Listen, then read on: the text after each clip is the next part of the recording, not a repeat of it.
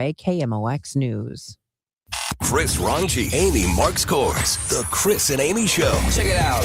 St. Louis, Mound City, we are going to have a great day today. On 104.1 FM. Let's take it from the top. KMOX. Good morning on Thursday, March 12th. It is the Chris and Amy Show. We are with you until 12. Then it is, no, wait. Wait, you lied. Hold on a second. Fake news already? Hold on a damn second. We are not actually going to have Gas House Gang today because we have Cardinals baseball, spring training baseball. Grapefruit League play will happen today, and it's going to be right here on KMOX starting at 12:05. Cardinals take on the Mets. So you have us until noon today. 314-436-7900 to call and text. Are we on till noon? Why did I think we were on till 11:50? Okay, Amy. Well, that's it. People got to know the truth. Yeah, it's noon-ish. 11:50. Well, 11:55, the pregame show today. Okay? Okay. Is that better for you? It's better. We usually finish at 11:55 anyway. So 11:55 56. 11:56. Stop. 11:55 is the pregame show today. We're going to take you until then. 314-436-7900 to join. Call and text. Leave us voice messages on the Odyssey app. And you can stream the show live. Well, from the app, but you can watch it too. Facebook, YouTube, and Twitter at Chris Amy KMOX. Time now for the top of the order. The top three stories everyone will be talking about. St. Louis County Executive Sam Page in a press conference that is coming up today. He is expected to propose a merger of the city and county services.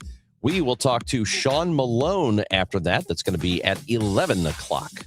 And 314 Day celebrates 20 years. Oh, baby. Because St. Louis is 20 years old. Technically, it's sad. Well, no.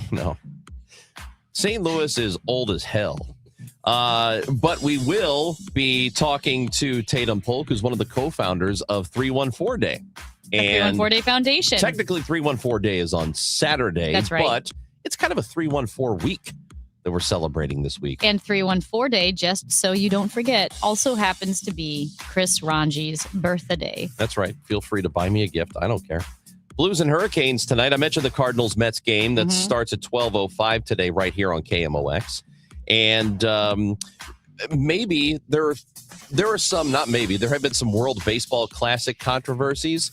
And our favorite battery of all time, well, at least for those of us who were around for the last 30 years, I guess, Adam Wainwright and Yadier Molina each weighed in on those controversies. So can't wait to hear about that.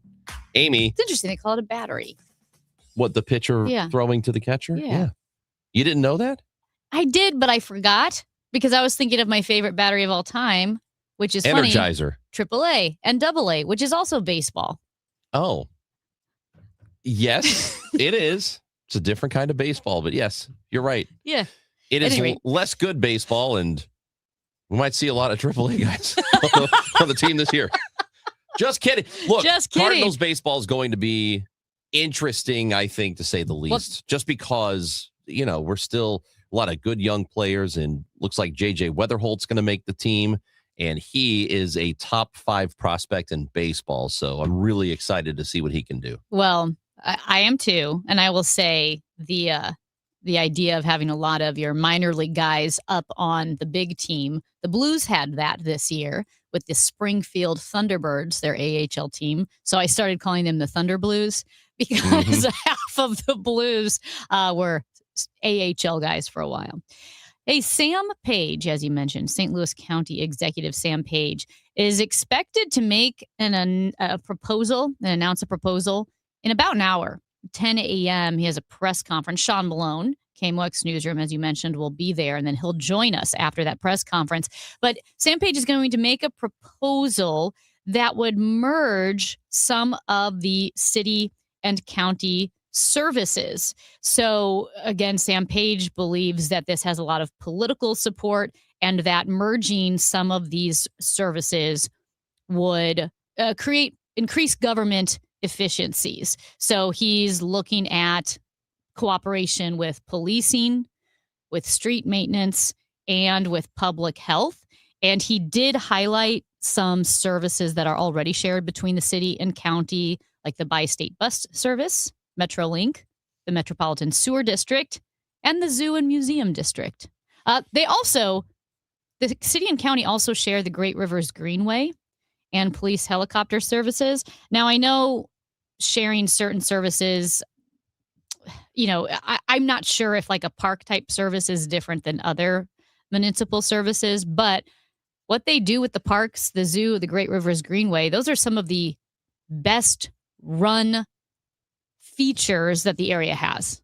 I would argue by far the maintenance of it, the continuity, like I said, really the upkeep and how well it runs. I think some of those services are the best. In the city, you mean? The ones that are city, county merged together. So in and out of the city, whether it be the zoo, the Great Rivers Greenway, and so forth. But like I said, I'm not sure if those types of sharing recreational areas, if that's different than kind of the basic municipal services, but they do a great job. You're telling me something I'm unaware of. The city and county are together on Forest Park? It's the Zoo and Museum District, so yes, I believe that's for because it is fully in the city limits. The park is, and so is Tower Grove Park. But that's why we have a lot of listeners who always text in that they pay taxes to the zoo.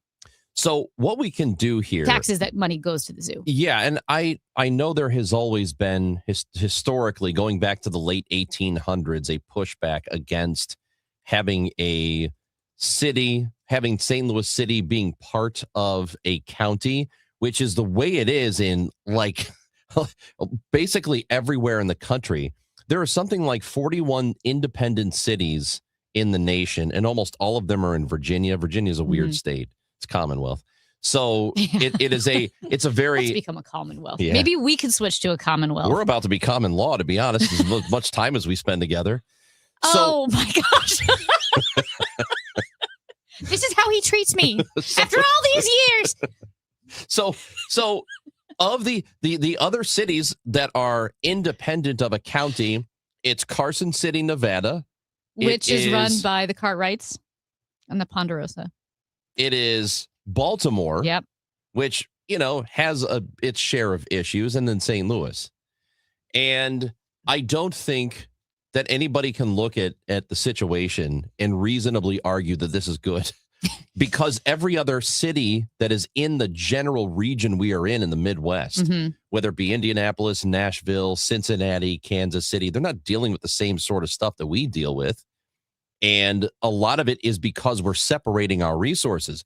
What's interesting is that it was 1876, when St. Louis, the city, voted to secede from the county, which was really short-sighted at the time. And what was going on then is people who lived in the city where most of the money was, most of the resources, they didn't really want to share or pay taxes to help the county. And now it kind of feels a little flipped. Yeah. Like the county doesn't want to do anything to help the city. So what I do know is, and I understand that you kind of want what is yours to stay in your area. But if we all don't acknowledge that the city itself, the city of St. Louis, is incredibly important to the health of the entire region, and we all don't want to sort of chip in on that, we're going to be in trouble, and we're going to continue to be in trouble, and nothing will ever change. Yeah, I think there is a way to have far more coordination, whether that's officially merging certain services, merging the city and county. I think we can do it so much better because, like I mentioned, the areas where the city and county do work together, they run really well. So I mentioned Forest Park. I mentioned the zoo and the museum district. So the park's daily maintenance, restoration, running the park, the city is in control of that.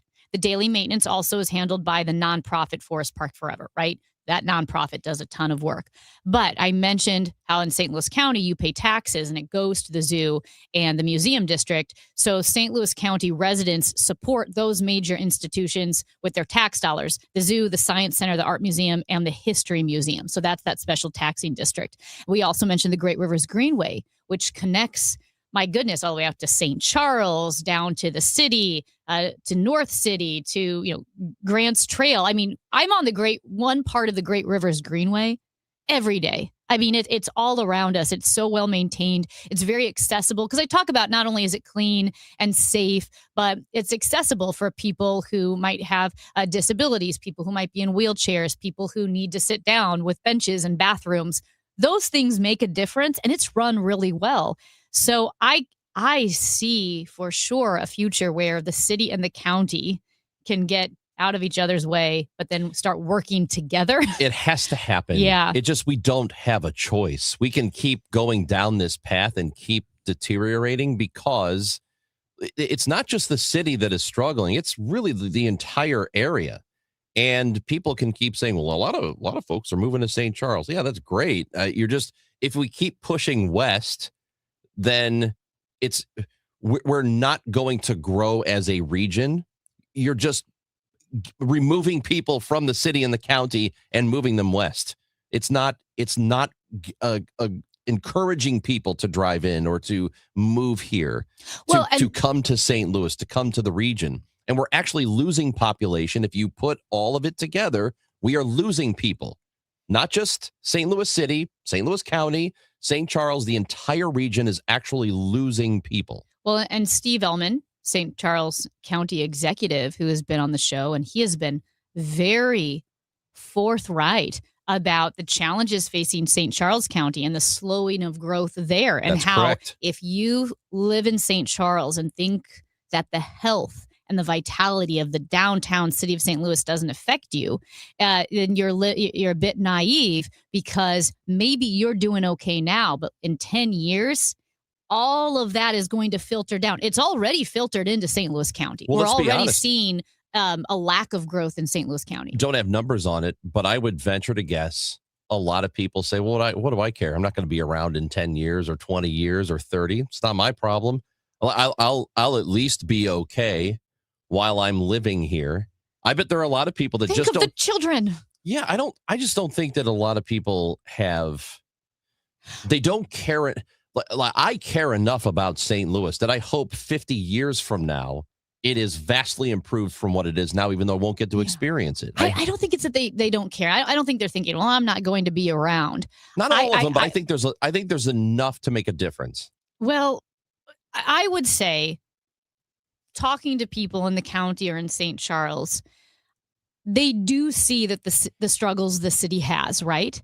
And the city of St. Louis, especially, whether it's the mayor, the board of aldermen, I mean, this is a very, very blue city.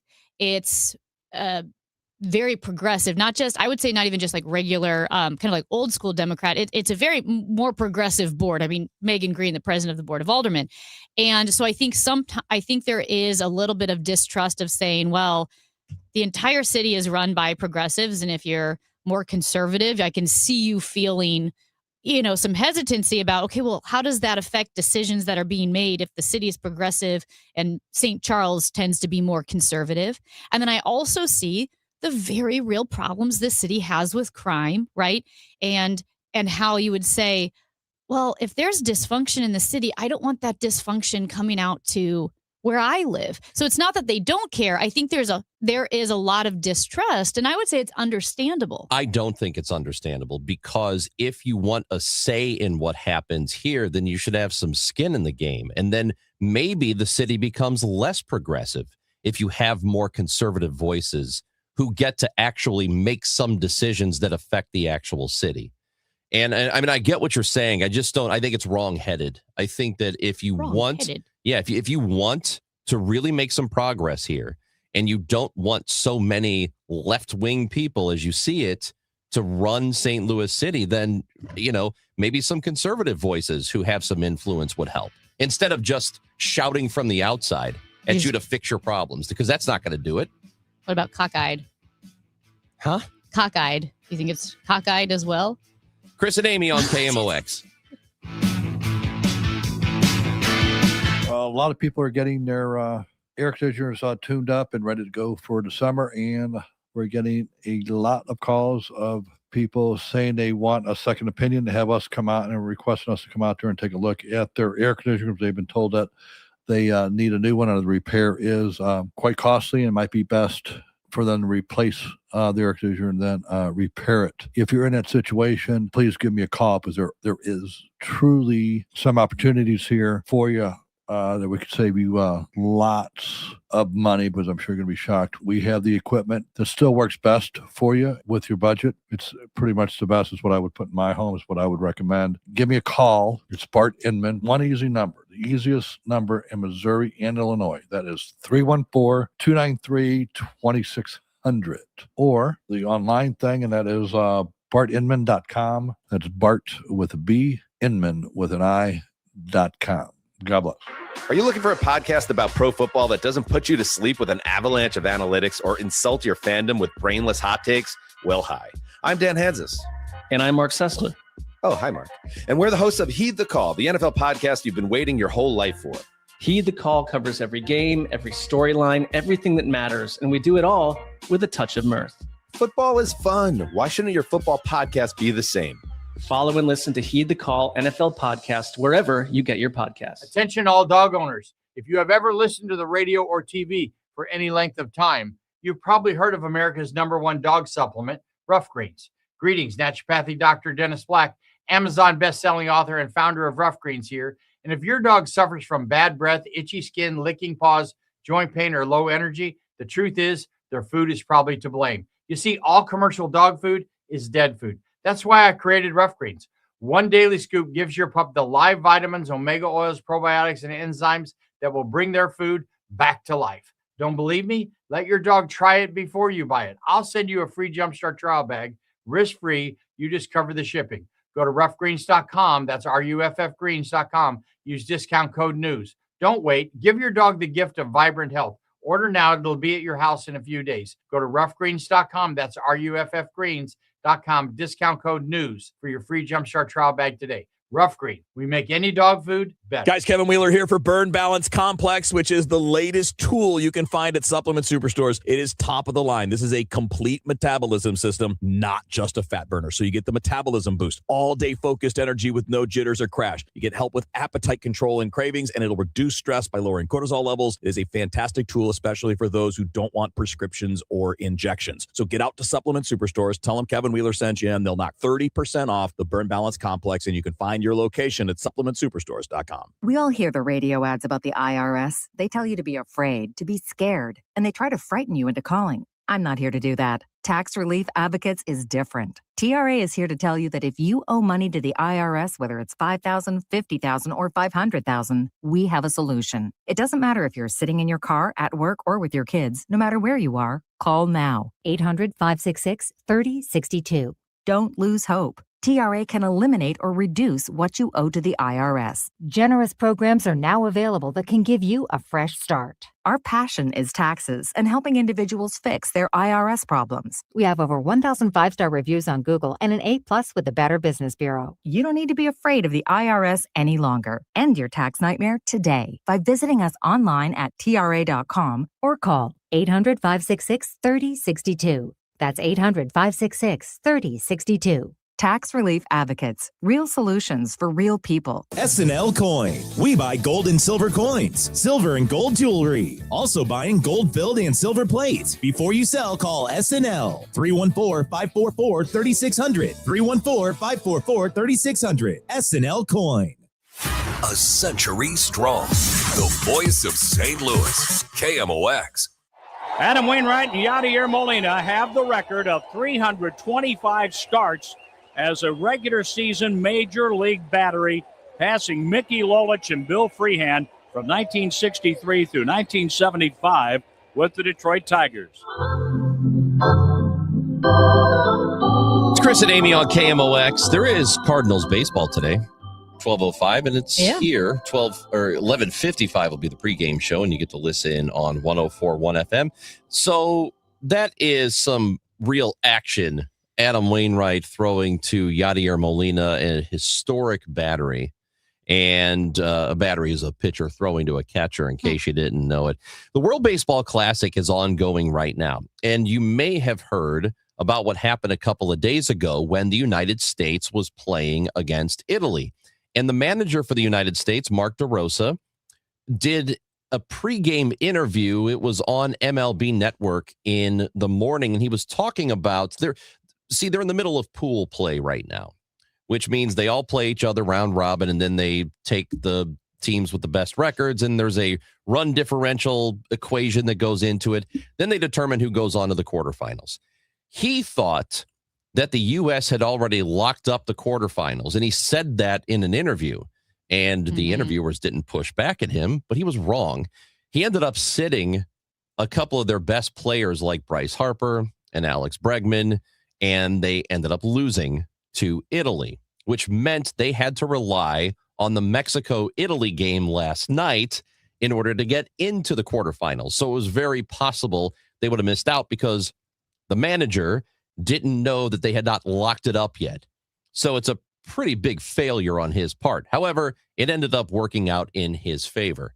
Our guy, Adam Wainwright, did weigh in on it, Amy, and tell us what he had to say, because Wainwright, we love to hear from him. He's a very smart baseball guy. So I always appreciate hearing his baseball thoughts. It's a pretty long tweet. It's multiple paragraphs, but he talks about Mark DeRosa catching a lot of heat. He said, lots of people saying he shouldn't manage the USA team. Lots of people saying you need a big league manager running the show. As a member of the 2023 WBC team that won a silver medal and went 2-0, sniff for DeRoe, let me weigh in on this matter. I saw the interview where he said tickets were punched. I saw it. Is it possible that he didn't know the exact situation? Maybe. But let's think clearly on all things people are concerned about really quick. Does he need, does he need to have big league experience as a manager to manage the team? The short answer to this is no. He managed in 23 and knew the format. He knew how the roster needed to be constructed. He knew how teams would be calling and basically telling him how he could use their guys. All teams do it. All teams have parameters on their players. I'd argue he knew this particular system better than the normal manager. Side note, he's surrounded by big league managers in Freddie Gonzalez and David Ross. Also, Dino Ebel, is that his name? Is widely respected as one of the best baseball men and coaches on the planet. Side note, too, as a teammate of his and player of his, I can honestly say he is one of the best ever at bringing people together. And in this format, the team had to become a team quickly. Nobody better for that. Well, so he did go to bat for him. I didn't expect that he was going to light him up. And that's good analysis. He's right. For me, ultimately, I don't care because I don't really care about the World Baseball Classic all that much. I do think some of the games have been really exciting, and watching some of these teams and these countries who are just so passionate about it, Japan and the Dominican Republic and, and even Puerto Rico, our territory, they're just really, really into it. And it's fun to watch that. But the tournament itself, I don't really get too worked up about. So he also, his point number 2 was, did he really not know the exact situation? And he mentions that he was surrounded by staff and USA people and media. And he says, I believe he misspoke. He would have known the night before the interview all the scenarios. So he doesn't think he didn't know. He thinks he misspoke, which is interesting. Well, that's what DeRosa said. Okay. He said he misspoke, but you couple that with sitting your best players, and then it seems like you didn't know, which is a problem. So then he goes number 3. People want to know, how could he sit Breggs, Bucks, Turang, and Harp? And he said, the fact is they gave up 8 runs. The team they gave up 8 runs to is hotter than fire and scored another 9 that night. So he was saying he wanted different players in the lineup. Meanwhile, there was another controversy that happened on the field, and this was when Mexico played against the United States. And Randy Arozarena, former Cardinal, who went on to Tampa Bay, and he had a couple of pretty exciting seasons there. Now he's with the Mariners, and his Mariners teammate, Cal Raleigh, is the catcher. And so it's customary for the hitter in the first at-bat of their day to acknowledge the catcher and the umpire. They might tap the shin guards or say hello, handshake, something like that. Well, Arozarena went up to Raleigh and tried to shake his hand, And Raleigh looked at him and said, I'm not going to do it. Because I suppose he was trying to make the point that, hey, this is competition and we're against each other right now. And I have to tell you, Yadier Molina weighed in on this, and I'm kind of surprised by his response. And his response was not what I thought it was going to be, which was, yeah, I wouldn't do it either. I'm there to compete. You're not my teammate. You're my enemy in that moment, so I'm not whatever. That's not what he said at all. In fact, he said the exact opposite. He said, well, I would have shaken his hand. And I'm paraphrasing because he was speaking through an interpreter. And that interpreter said that I wouldn't have done it. If somebody acknowledges me, I'm going to acknowledge him back. It's not that big of a deal. He's like, I thought he said I didn't look good or something like that, which is, I'm stunned by it. I thought he would be and had that more competitive presentation, but he wasn't. He's like, hey man, if you're going to shake my hand, I'll shake it back. That is not Yadi. I thought Yadi would say, we're competitors. This is war. I'm not going to shake your hand. I was shocked that Yadi was saying, no, he should have. Yeah. He should have taken his hand. Or, give him a fist bump, something. Well, good on Yadier Molina, who is, by the way, in case you did not know, he is managing the Puerto Rican team, which is why he was being interviewed about this. I think it's true. Do you think he really would have shaken his hand? Or do you think he was I don't think he's lying, no. I didn't know if he was like ironically going, oh yeah, I would have shaken his hand. If it was one of his players that Raleigh did it to and he was sticking up for his guy, I could see him just saying it to say it. But because it was a guy on a different team, I think that he meant it. Amy Marks Kors, Chris Ranji. Hey, it's good that you're with us today. We'll talk some sports with Matt Pauley at 10 o'clock. He's going to join us. He's back in town. He was in Florida for about, the way he tells it, 6 months. But he's back. Also, Major Garrett will join the show at 10:30. It's one of our favorite conversations of the week. We will be with him, Sean Malone, at 11. And the founder, one of the co-founders, actually, of 314 Day, Tatum Polk, will be here with us. It's the Chris and Amy Show on KMOX. And right now, new FanDuel customers can get up to $300 back in bonus bets every day for 10 days if your bet loses. So here's how it works. Place a tournament bet on FanDuel using the token, and if it doesn't win, you're going to get up to $300 back in bonus bets every single day for 10 straight days. That's 10 chances to play all tournament long, from game props and money lines to spreads, totals, futures, and more. And yeah, the big tournament is coming up here very, very soon. You can even mix things up with same-game parlays for a shot at a bigger payout.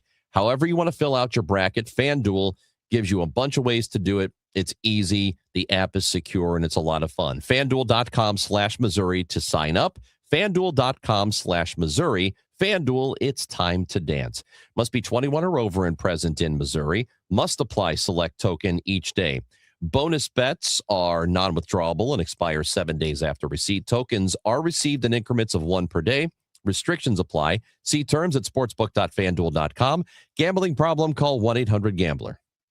St. Louis is a baseball town, and the Gas House Gang talks Cardinals baseball. Ackerman, Ranji, Nicholas, and Claims bring informed opinions and real insight. Smart baseball talk from guys who truly know the game. And get ready, Cardinals manager Ollie Marmol returns every Tuesday starting March 31st. Passion, knowledge, the best baseball talk in town. The Gas House Gang, weekdays at noon. We know baseball. KMOX. Now, KMOX weather from the Saliga Heating and Cooling Weather Desk. 39 degrees right now and beautiful. Not a cloud in the sky. Mostly sunny today, a high of 54. Tonight, partly cloudy and breezy, a low of 45. St. Louis's unofficial holiday is almost here. It's Cardinals opening day, Thursday, March 26th. And KMOX's Kegs and Eggs, presented by Budweiser, is back. This year with a new twist. You don't need a ticket to enjoy KMOX's live broadcast at Cardinals Nation inside Ballpark Village, featuring Cardinals alumni, front office personnel, special guests, and so much more. First come, first served. Doors open at 9 a.m. Celebrate this hometown holiday with Dirt Cheap and Budweiser. For more details, KMOX.com/events. It's time for a $98 AC tune-up. Okay, class, let's begin. Psst, love your boots. I just sold a pair like that on eBay. Oh, really?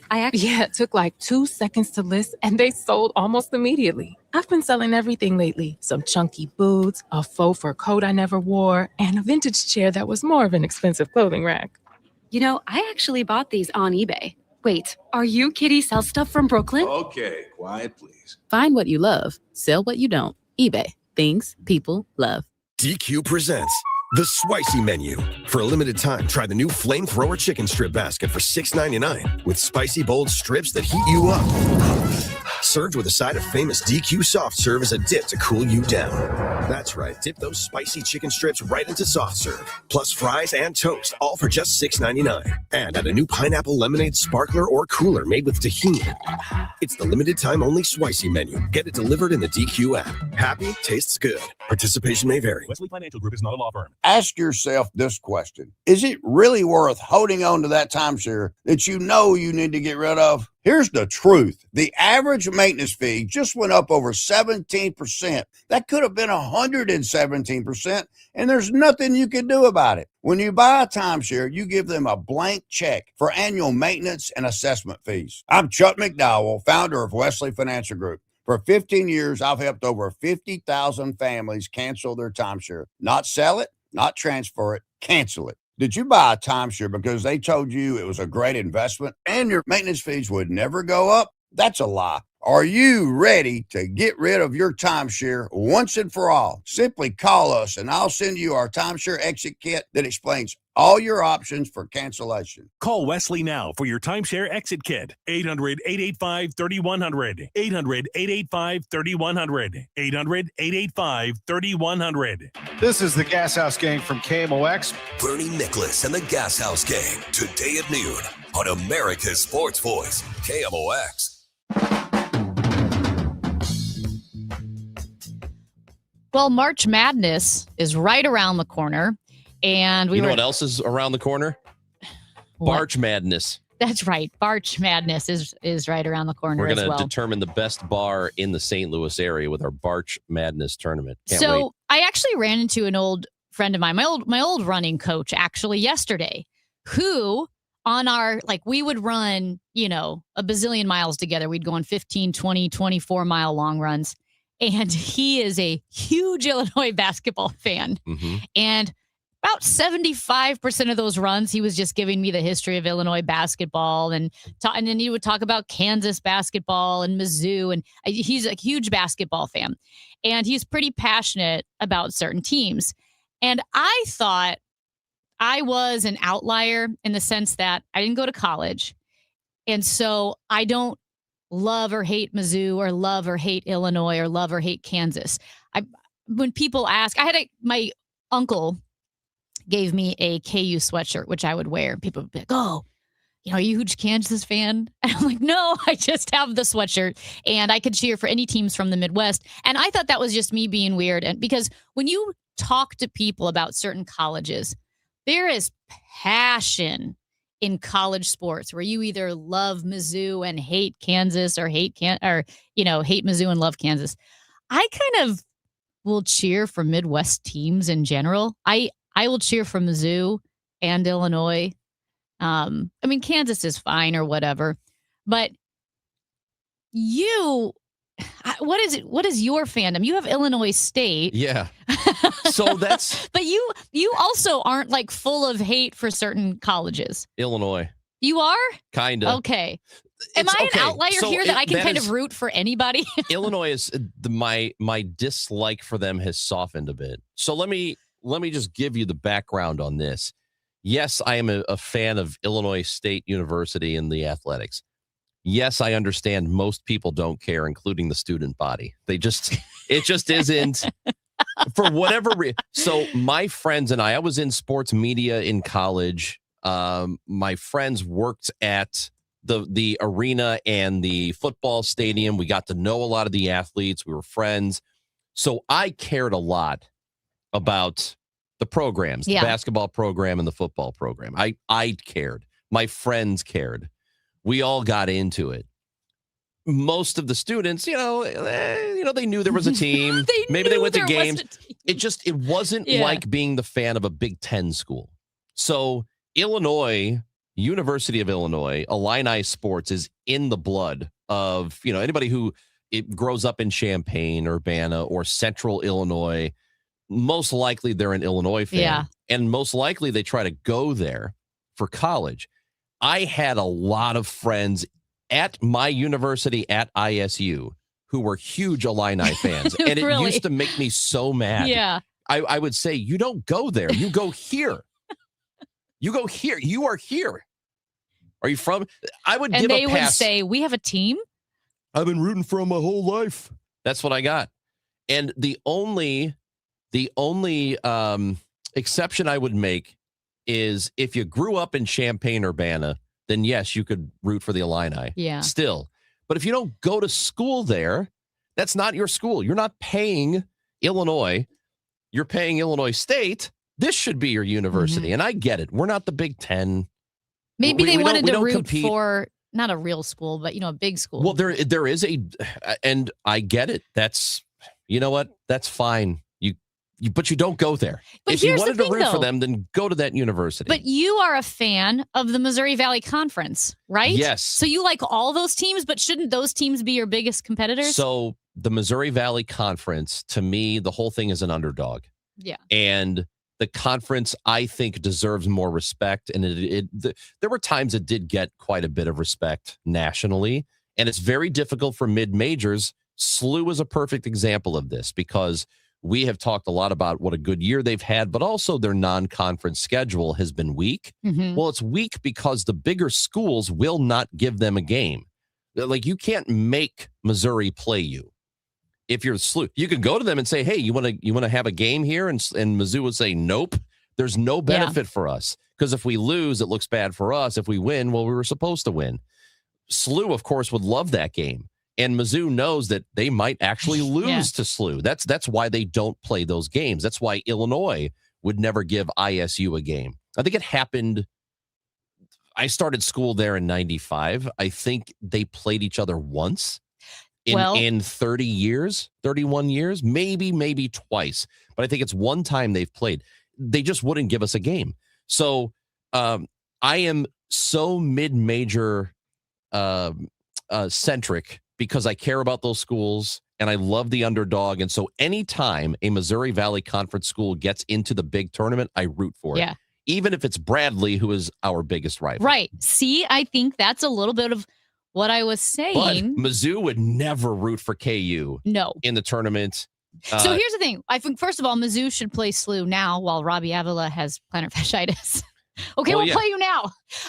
No, Mizzou would never root for Kansas. Do you think it's fair to say the bigger the school, the bigger the rivalry, in the sense that you're rooting for you would root for Bradley, mid-major. You went to Illinois State, mid-major. But if you are a big school, an SEC school like Mizzou, the bigger the school, the bigger the hate. Is that fair or no? Because well, I guess it.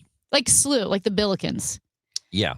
Who is their biggest rival, and does the hate Probably for Dayton. Does their hate for Dayton rival Mizzou's hate for KU? Probably not, because that's a historic rivalry. Yeah. Because that goes back to Civil War. That's cheating. I wouldn't have picked that example. Okay, pick a different. What is Duke UNC? They were on the same side in the Civil War, weren't they? Well, I mean, yeah, they're in the same state. But that's just we're in proximity or two powerhouses, so we have to hate each other. Here's the thing. Again, I don't dislike any school. The only if you said what's one school you don't like, I would say Duke. Only because I've been trained that you're supposed to hate Duke. There's this one guy that would always tweet like "Merry Christmas" to everyone except for the Florida Georgia line, Osama bin Laden and Duke. Like that's what he would tweet. Was it the president? It was not. This was pre. Oh, okay. This was like early 2000s, but which is pretty funny. And now I have a good reason because my goddaughter goes to UNC. Mm-hmm. But it's more of a joke dislike for Duke. I don't know anything about Duke. I can't name anybody on the team. It's kind of a joke dislike because that rivalry was so big. But yeah, I probably, because I did not go, I don't have any loyalty towards colleges, but I do have loyalty towards the Midwest. And Yeah, I mean, Mizzou is a big school, but it's Missouri. That's so. an interesting way to look at it, because most people don't just, well, if it's in my general area, I'm going to root for them. Because a lot of times if you've picked one of those teams that you like, the next closest team that's also a big university, you hate that one. I know. You know, it's like how we have a rivalry with Kansas City. We're both in the same state. Yeah. So St. Louis as a city has a rivalry with KC. And I liked the Chiefs and would cheer for them. It was more fun before they became overexposed. Before it was Taylor Swift and Travis Kelce, and it was just too much. Yeah, it has been a little too much. It's too much. You're listening to KMOX, the home of the Chiefs, by the way. I know. But I like my friends and family members who suffered season ticket holders for 30 years who suffered from the Chiefs. Even they're rolling their eyes a little bit and said it's kind of not as much fun being a Chiefs fan right now, only because of the overexposure. One of my best friends in the world was longtime roommate in Chicago. He went to KU. Yeah. I actually think he went to high school. He went to high school in Kansas. His family moved around a lot. Went to KU. Was a Chiefs fan. I cannot tell you how happy I am that we moved apart before they got good, because I don't know that I would have been able to handle it. The Chiefs being good and then living in the same house with him would have just been a nightmare. Well, absolute nightmare. I just want people, people go, what do you think about or talk about when you're running? And I want you to picture me working at Fleet Feet. It was in Fenton at the time. And I'd work at Fleet Feet. And before I went to work or after I went to work, I'd run with my coach. And we would run for about 2 hours. He would talk to me about Bill Self. Oh, man. I knew everything I needed to know about Bill I got a Self. buddy. Here's what's... and I think... I just get it. I'm not a basketball fan. So I was a hostage in that situation because that guy could outrun me. So I was stuck. So when I tell you this, Bill Self was Illinois' basketball coach for a bit before he went to KU. Okay. and I got a buddy who is an ISU guy like me. Yeah. And he's more intense about Illinois State athletics than I am. Like, he would throw his hat and stuff. We'd be in the bar watching. It was like, he's screaming, whatever. The one time, I don't remember if it was ISU. I don't know who was playing Illinois, but we went to an Illinois game to watch. And my buddy Freddie was up in the stands yelling at Bill Self. And Self had a heart attack, like, I don't know, the year before or something. And my buddy, and before I tell you this part, I'm going to let you know that if you've never heard of a pizza puff is, oh my God, it is an amazing food item. Okay. It is like, it's got like a crispy, flaky crust, and it's stuffed with like pepperoni, cheese, and tomato sauce. It's awesome. It's like they deep fry it. It is so bad for you, but it is amazing. And you can, it's a pretty big Chicago thing, but if you ever get a chance to get a pizza puff, I don't know if anywhere in St. Louis has them, go get one. But that is the preface for me saying this. Freddie is up in the stands yelling at Bill Self, who again just had a heart attack. Go eat another pizza puff, Self. Damn, dude. Guy just almost died from a heart attack, and you're yelling at him to go eat a pizza puff. I mean, that's how much he hated the Fighting Illini. Yeah. And it was one of the funniest moments in my sports fandom, because I was kind of embarrassed sitting next to him, but it was really, really funny. Yeah, it's the passion, man. Have another pizza puff, Self. Well, we always want to hear from you. 314-436-7900. Texter here from a 636 says, heard an anecdote that some guy basically disowned one of his sons for rooting for another team. I think it's that guy. Yeah, I mean, if you have a friend who disowned his son. I can see disowning somebody over politics, but sports fandom? My friend, Green Bay Packers fan on her dad's side, Minnesota Vikings on her mom. The mom's side, the grandparents would not let them in the house with Packer stuff on. They'd keep the door locked until they took the Packer stuff off. Wow. It's Chris and Amy on KMOX.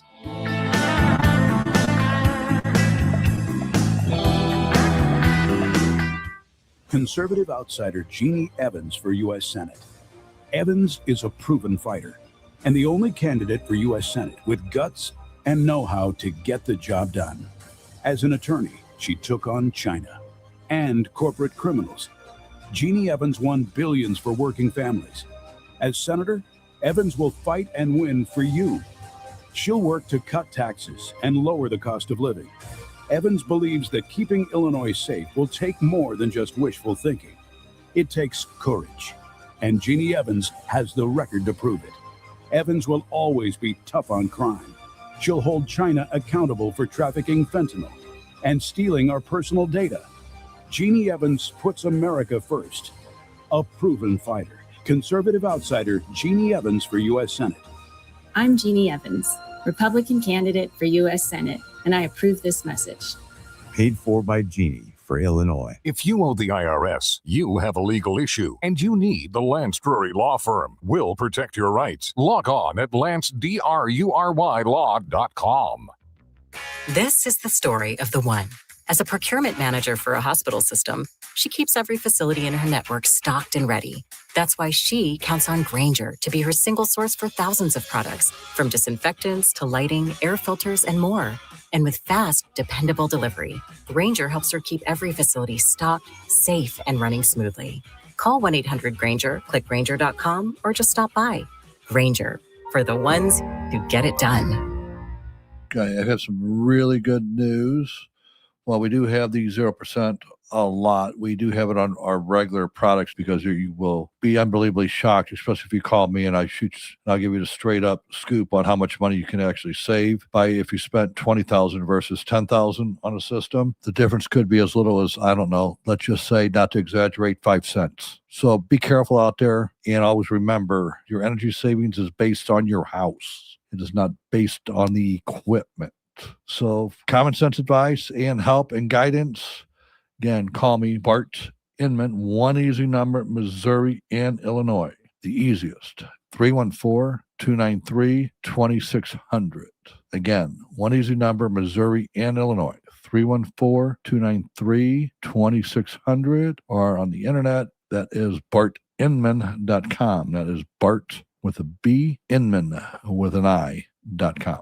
God bless. Turning 50 doesn't mean slowing down. It means getting smarter about your health. That's why we created Neovitin Men's 50 Plus Multivitamin. It's doctor formulated to support your energy, immune health, and overall vitality. Plus, it's made in the U.S. using the finest domestic and international ingredients.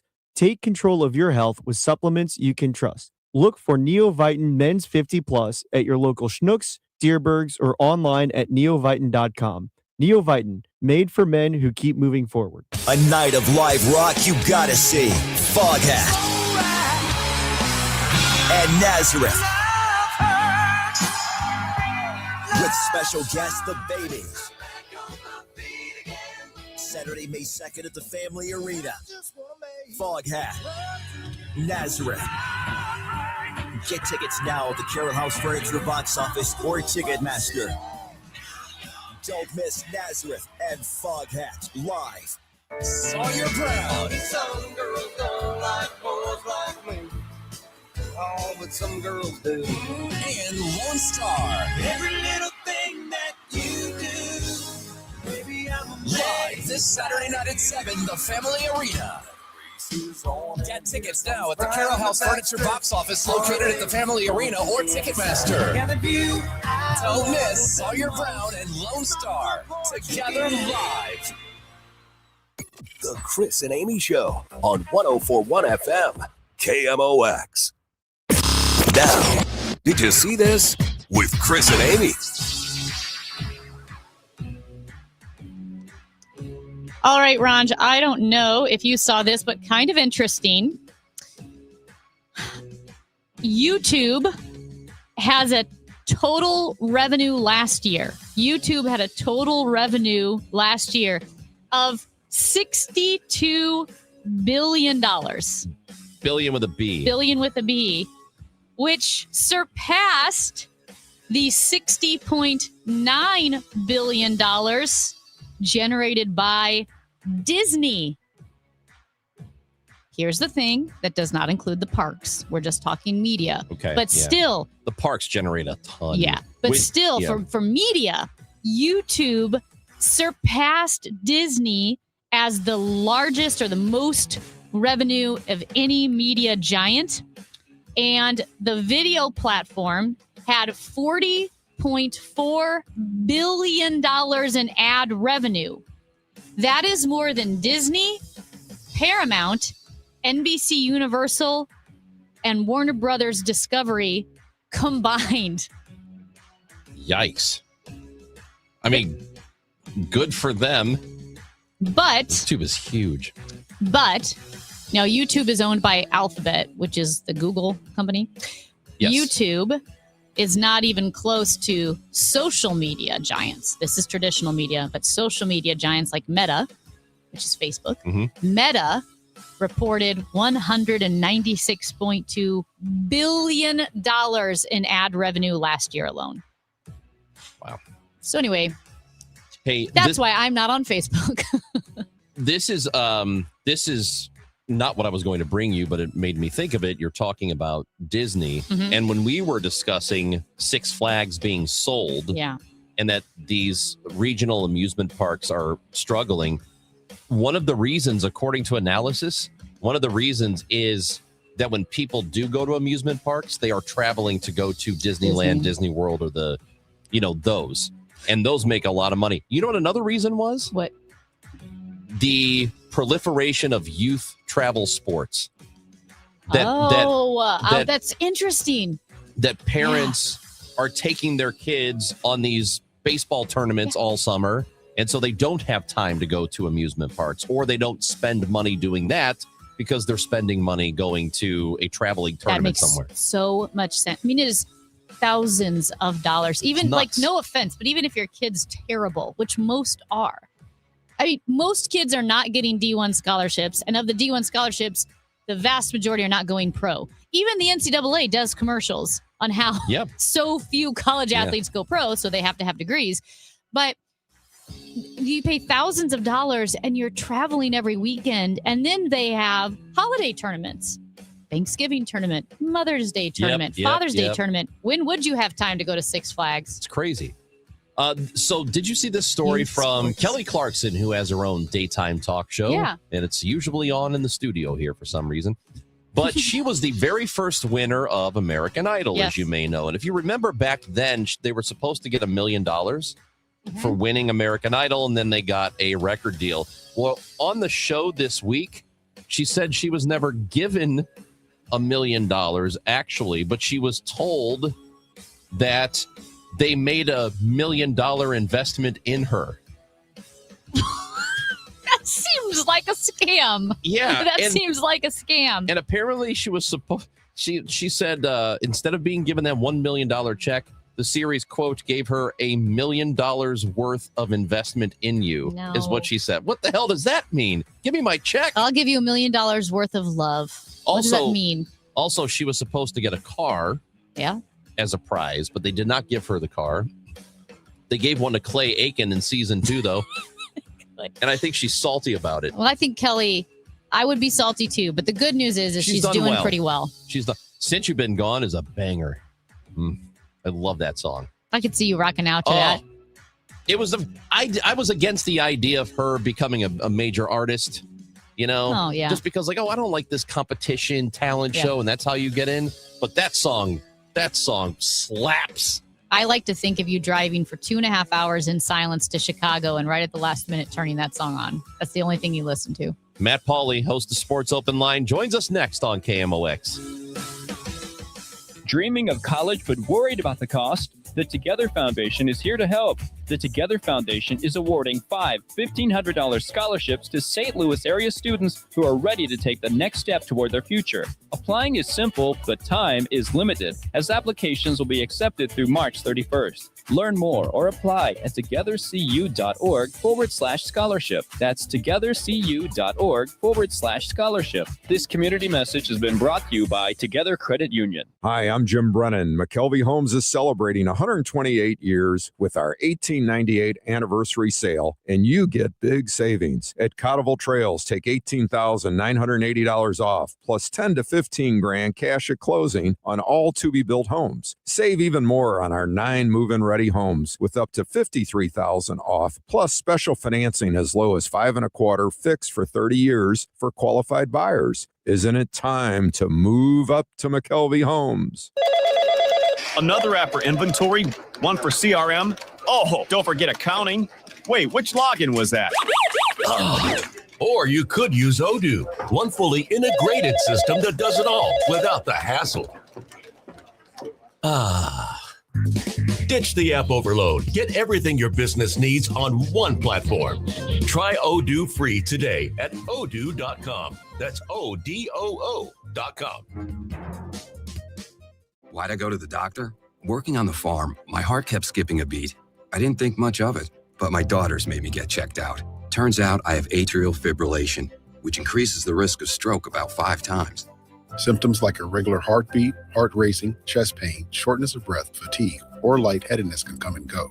But if it's AFib, the risk of stroke remains. If you have symptoms, contact a doctor. I'm so glad I did.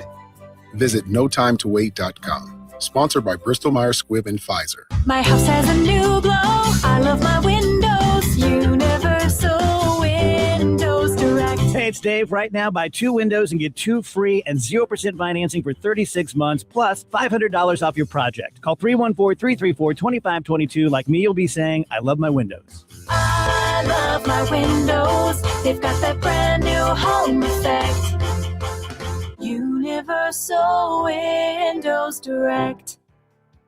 1 in 4 people surveyed by Bankrate.com say they're literally losing sleep because of worries that they may have not saved enough to retire. If you're ready to get serious about planning for your financial future, you could start by listening to the All Financial Hour with host Steve All of the All Financial Group. What are your wishes, hopes, and dreams? What's retirement look like for you? Because everybody, that picture is different. If you want assistance, we can also help you at that point. Saturday mornings at 10 or Sunday evenings at 6, right here on KMOX. The trusted voice of St. Louis. KMOX AM St. Louis. KMOX FM Hazelwood. Always live on the free Odyssey app.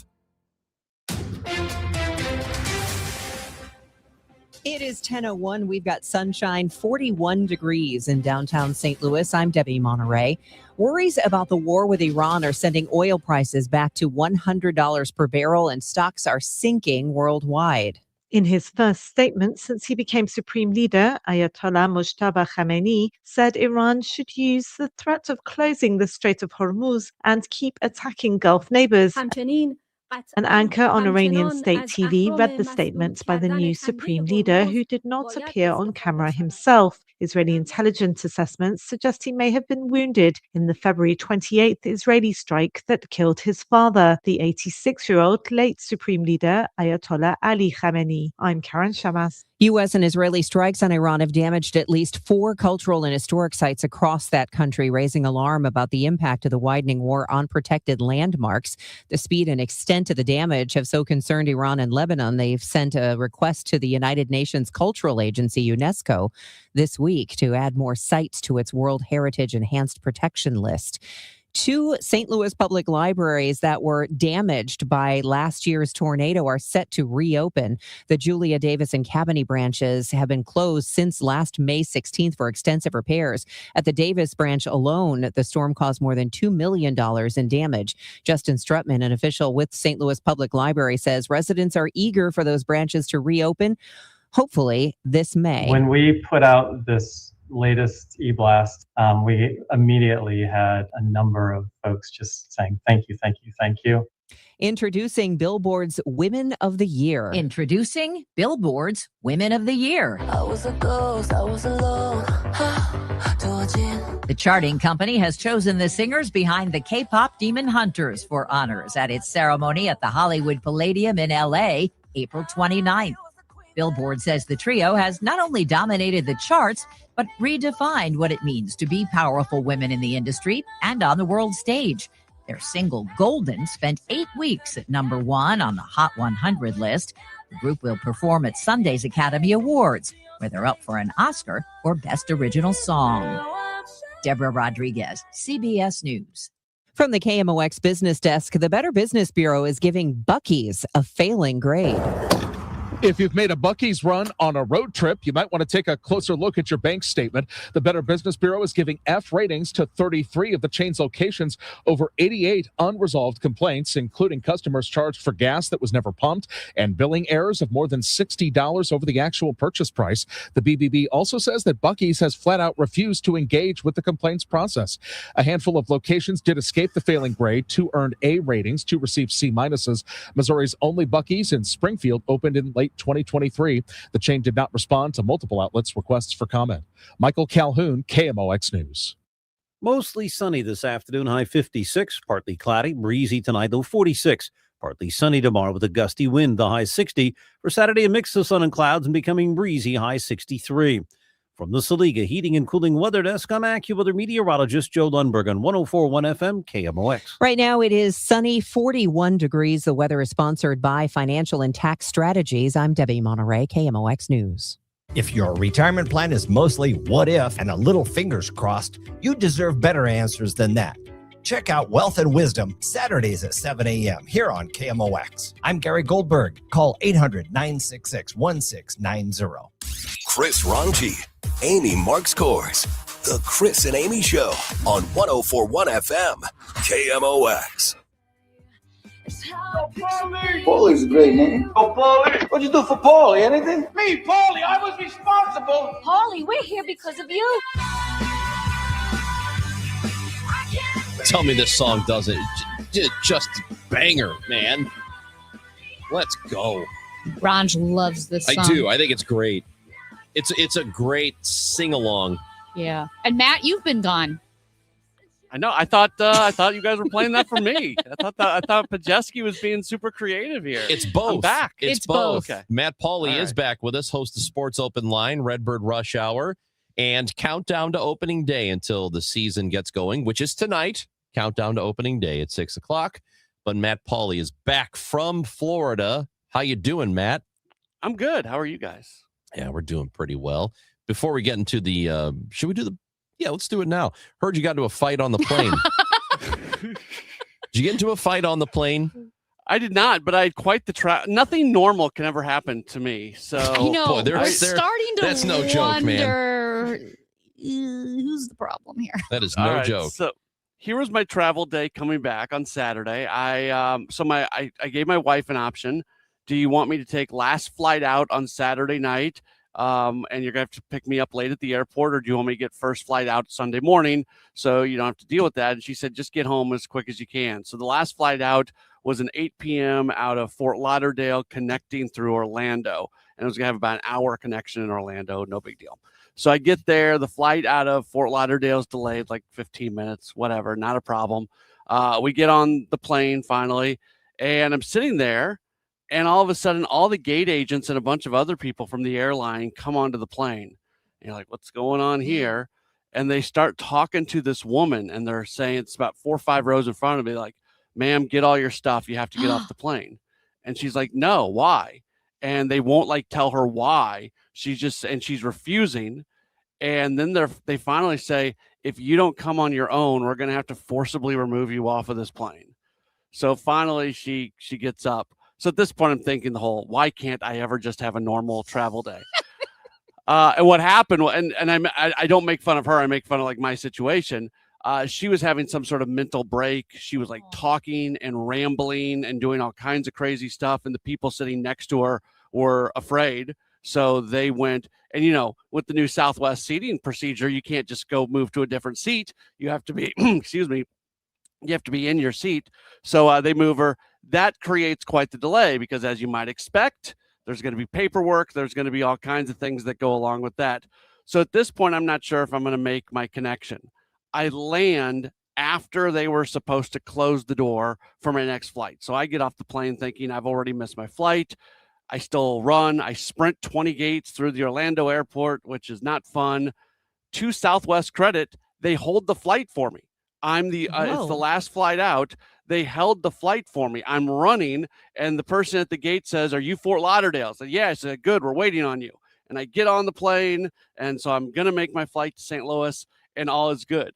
Then the pilot comes over the loudspeaker and says, "Yeah, because we were delayed, we don't have a spot in line anymore, so we're gonna have to go park off to the side for a while and turn off our engines because we don't want to use up all our gas." So everybody's I'm looking the at old- you. Yeah, like this is obviously 100% my fault that we have no spot in line out of Orlando. So we literally go to like a parking spot, turn off the plane, and we sit there for an hour. What? Yeah. Why does it take an hour? I don't know. They kept coming on, and they're like, "Hey, we're still waiting. They don't have a spot for us." Okay. And I'm kind of feeling terrible, but I'm also feeling glad that I'm even on the plane in the first place. So at this point, things are like, well, my wife can't come pick me up because it's going to be 1:00 in the morning by the time I land, and we've got a 20-month-old. So eventually the plane takes off. I get into St. Louis. She's not going to come pick me up because of how late it is. I open up the Uber app. Uber is like, what's it called when surging? Surge. When the price, it was going to be almost $200 No. for me to get from the awesome. St. Louis airport to Chesterfield. I've told the story before. I hope Steve Moore is listening, because that money that would have been charged to Odyssey, and I'm like, I just can't do it. I cannot do it. So I walk over to the taxi stand thinking maybe there'll be taxis, and the dude over there who works at the taxi stand, he's like, "Yeah, their taxis are done for the day. You're not going to get a taxi." So I text my wife. I'm like, "You might have to wake up the kids and come get me." And she looked at Lyft, which I've never used Lyft before. Lyft Usually was like cheaper. 60. Yeah, it was a lot cheaper. It was like Yeah. $60. So I Really? yeah. Yes. Yeah. That's good So to I know. ordered the Lyft. They find a driver for me, and then I get a notification that says your driver is deaf, so you cannot call them. If you need to communicate with them, text them, or here is a sign language tutorial. So Wait, you have to learn sign language. I mean, it's I love wow, So I'm that's sitting a in lot to process at 2 I in the learned sign morning. language in 20 minutes. I'm sitting in the St. Louis airport all alone because everybody else has figured out how to get out of there. And I'm going through my sign language tutorial, learning everything that I need to know. And then the guy gets there and he looks at me, he's like, "Are you Matt?" It's like, "Yeah." And everything's like normal. And at this point, I'm like, I don't actually know if he's deaf or not. He's hearing me without a problem, but I'm still using what I just learned when I'm talking to him. So like I'm talking to him and using my limited sign language at the same time. And like he's talking to me, but I still don't know what to do. I wonder, is this man the smartest man in the world who doesn't want people in his car to talk to him? So he has himself listed as having a hearing problem. I don't know. Or it was a mistake and he doesn't have a hearing problem and he doesn't know that's the setting and he's wondering why you keep moving your hands at him. Well, because I was going to Why does he keep say signing at maybe me? he What's was wrong with deaf this and guy? he was lip reading, but at that point, then sign language wouldn't be helpful if you're in the back seat and he's driving. So what do you If do? if do you he's reach, driving, how do you do sign language for someone? Do you reach into the front, into their face and do the sign language while they're driving? No, like we didn't talk much once we were in the car. Okay. But he did say something to me at one point, and I answered. And he Like, heard you? I think so. well, it's kind of cool that they give here's a sign language tutorial, like what you're going to need. At the same time, it's kind of funny to picture you just trying to get home, and now you're learning a new language at 2 a.m. Matt, what do you suppose it is about you? Why do you attract these? I'm glad you do. I don't know. It always happens. Something glad it's always you. happens. Yeah. It's just it's great that it's you. I love it. You know what's going to But be amazing is you are going to need sign language at some point down the road, and you're going to look at your wife and be like, "You're never going to believe this," and you know it. Here's a text, Matt. It says, I'll come pick him up at any time for $100. Also, he needs to download the Obi app. It compares Uber and Lyft for all your trips. Well, first of all, you don't need that. It's just open Lyft, see what the ride is. Open Uber, see what the ride. It's so easy. We have That's what I do every time. Another text. It says Matt's flight should be turned into a movie. I think that's true. They could do it based on a true story where it's, it's you, but then like it's not you. So say you're single and it turns into a love story or something. Great. We could do that. Right. A 314 with the person who's getting removed from the plane. I'm like, no, my love forever. She's getting pulled off the plane. Yes. She was talking to me. She wasn't mumbling. I kind of want to hear. I want you to be involved in an incident where you're muttering under your breath and people have to remove you from the flight. Another says Matt's travels sound like me and my friends. Well, sounds like this person has some real travel issues like That you guy do, should buddy. tell You're not us a story. alone. Yeah, you're not alone. Yeah, give us a detail. What happened? I do think, what did Matt? Matt said something super hurtful to me about a year ago, and I haven't forgotten it. It was Pauly? about, Matt Pajeski, our producer. He said I manifest chaos. So you manifest chaos. Yeah, which I've really thought about hurt feelings. But I do think we all have our lanes of chaos. And what I mean by that is I know people who, like, when they go to the dentist, something always goes wrong, right? Or like when they have an illness, it's always like the weirdest thing. With you, maybe your lane is travel. Maybe that's your chaos lane. I mean, I get chaos in much more than I did. I mean, Walmart. I went in for a standard surgery a few months ago, and You I almost ended up bled getting, out. Yeah, so like Well. it's just my life. It's just there's always something going on. I think it's fun. Truce. This is a real question. Not that you almost bled out, but Yeah, no, not that. This is probably inside baseball, no pun intended.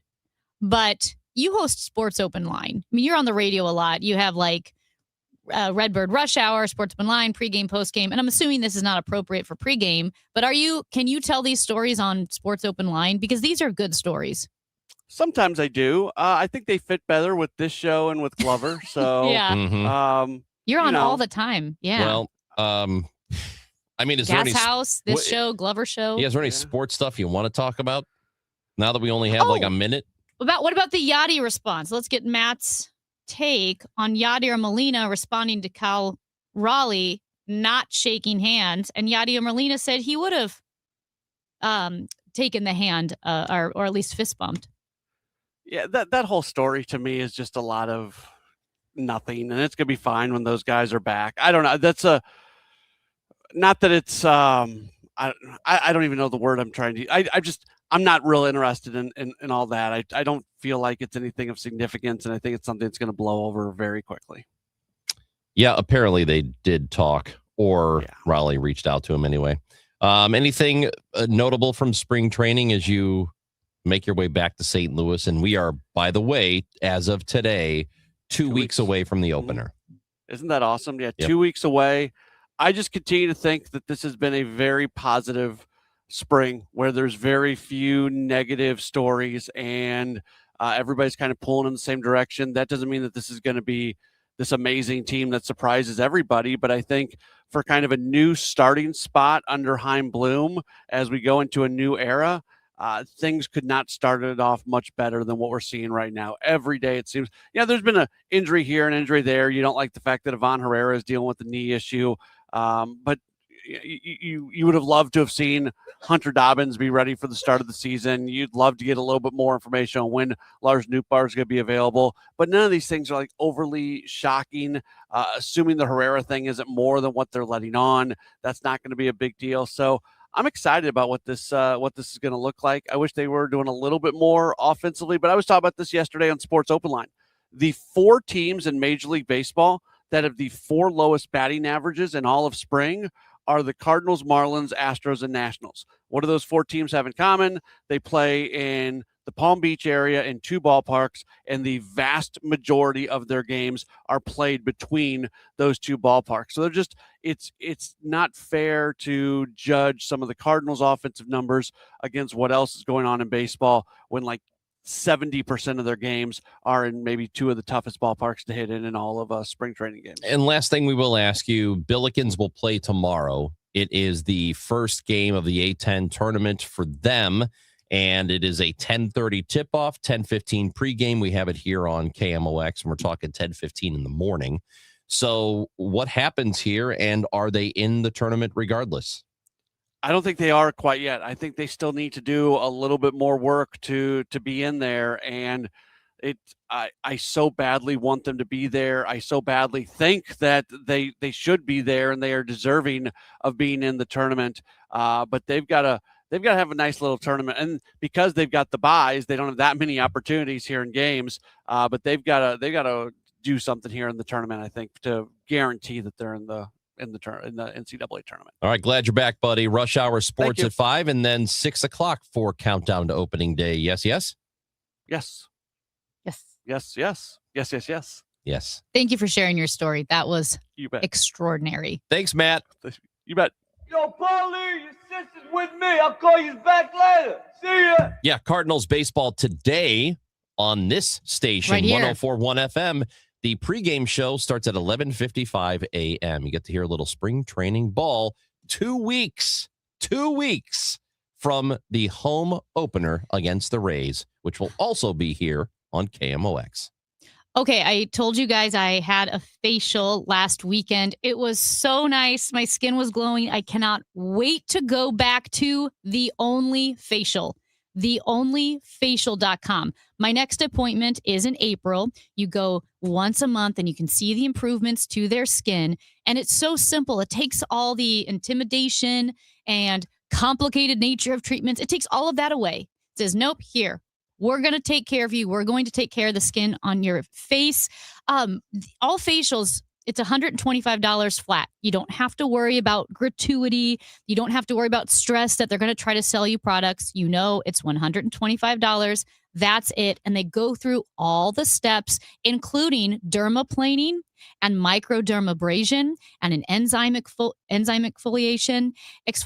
And it made my skin feel so renewed. And the thing is, with those treatments, your skin will continue to improve over weeks, over months, and you get that youthful glow. There's a location close to you: University City, De Pere, Clayton, Sunset Hills, Frontenac, Creve Coeur, the streets of St. Charles. It's so easy to make an appointment. TheOnlyFacial.com. $5,000. That's the average amount of money people in the U.S. are now spending on gas in a year. $5,000. That's crazy. If you drive, you have to download Upside, the free app that gives you cash back every time you get gas. That's right. You can earn real cash back with Upside just by buying the gas you're already buying. You can literally start earning cash back today. I use Upside every time I fill up, and I've already made around $300. You're putting gas in your car anyway. Why not get real cash back? If you like free money, download Upside. I'm saving the cash I earn from using Upside to help pay for a vacation later this year. Download the free Upside app now to earn cash back every time you buy gas. Use promo code FRESH to get an extra 35 cents per gallon on your first tank. You can cash out anytime right to your bank, PayPal, or a gift card for Amazon and other brands. Just download the free Upside app and use promo code FRESH for a 35 cents per gallon bonus on your first tank. That's code FRESH for a 35 cents per gallon bonus. A lot of people are getting their air conditioners tuned up and ready to go for the summer, and we're getting a lot of calls of people saying they want a second opinion, to have us come out and requesting us to come out there and take a look at their air conditioners. They've been told that they need a new one, and the repair is quite costly, and might be best for them to replace the air conditioner and then repair it. If you're in that situation, please give me a call, because there is truly some opportunities here for you that we could save you lots of money, because I'm sure you're going to be shocked. We have the equipment that still works best for you with your budget. It's pretty much the best. Is what I would put in my home, is what I would recommend. Give me a call. It's Bart Inman. One easy number, the easiest number in Missouri and Illinois. That is 314-293-2600. Or the online thing, and that is BartInman.com. That's Bart with a B, Inman with an I.com.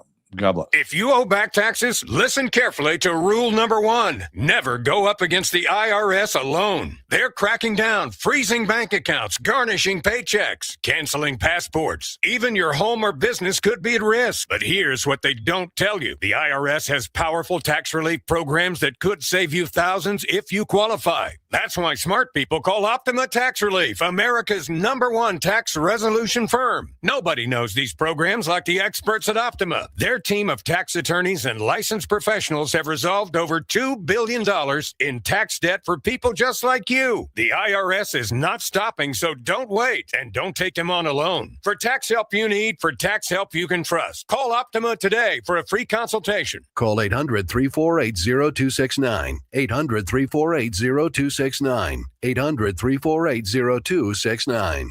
Optima Tax Relief. Some restrictions apply. For complete details, please visit OptimaTaxRelief.com. When you're injured on the job, you need more than just a workers' comp lawyer. When you need a fighter, you need us. Morgan & Morgan, America's largest injury law firm. For the people. Visit forthepeople.com for an office near you. 100 years of service and still at your service. KMOX.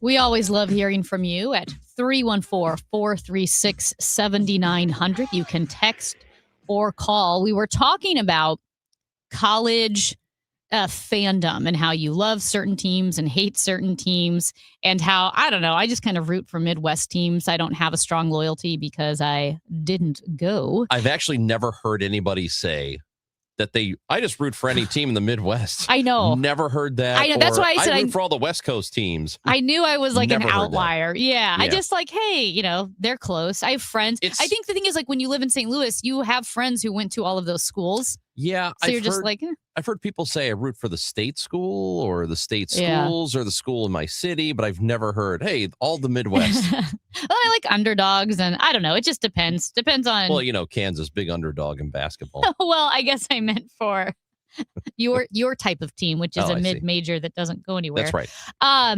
That 314 says, this happened years ago when you could look up a number in the phone book, but the Post-Dispatch printed my letter saying that Missouri should play St. Louis University in basketball.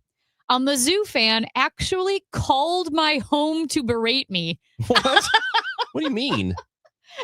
Why would that make you angry? Because you said Mizzou doesn't want to play SLU. They Well, why have would that nothing to gain. Well, that's right, because they're chicken. Missouri. Wow, those sorry. are fighting words. Missouri and Illinois both.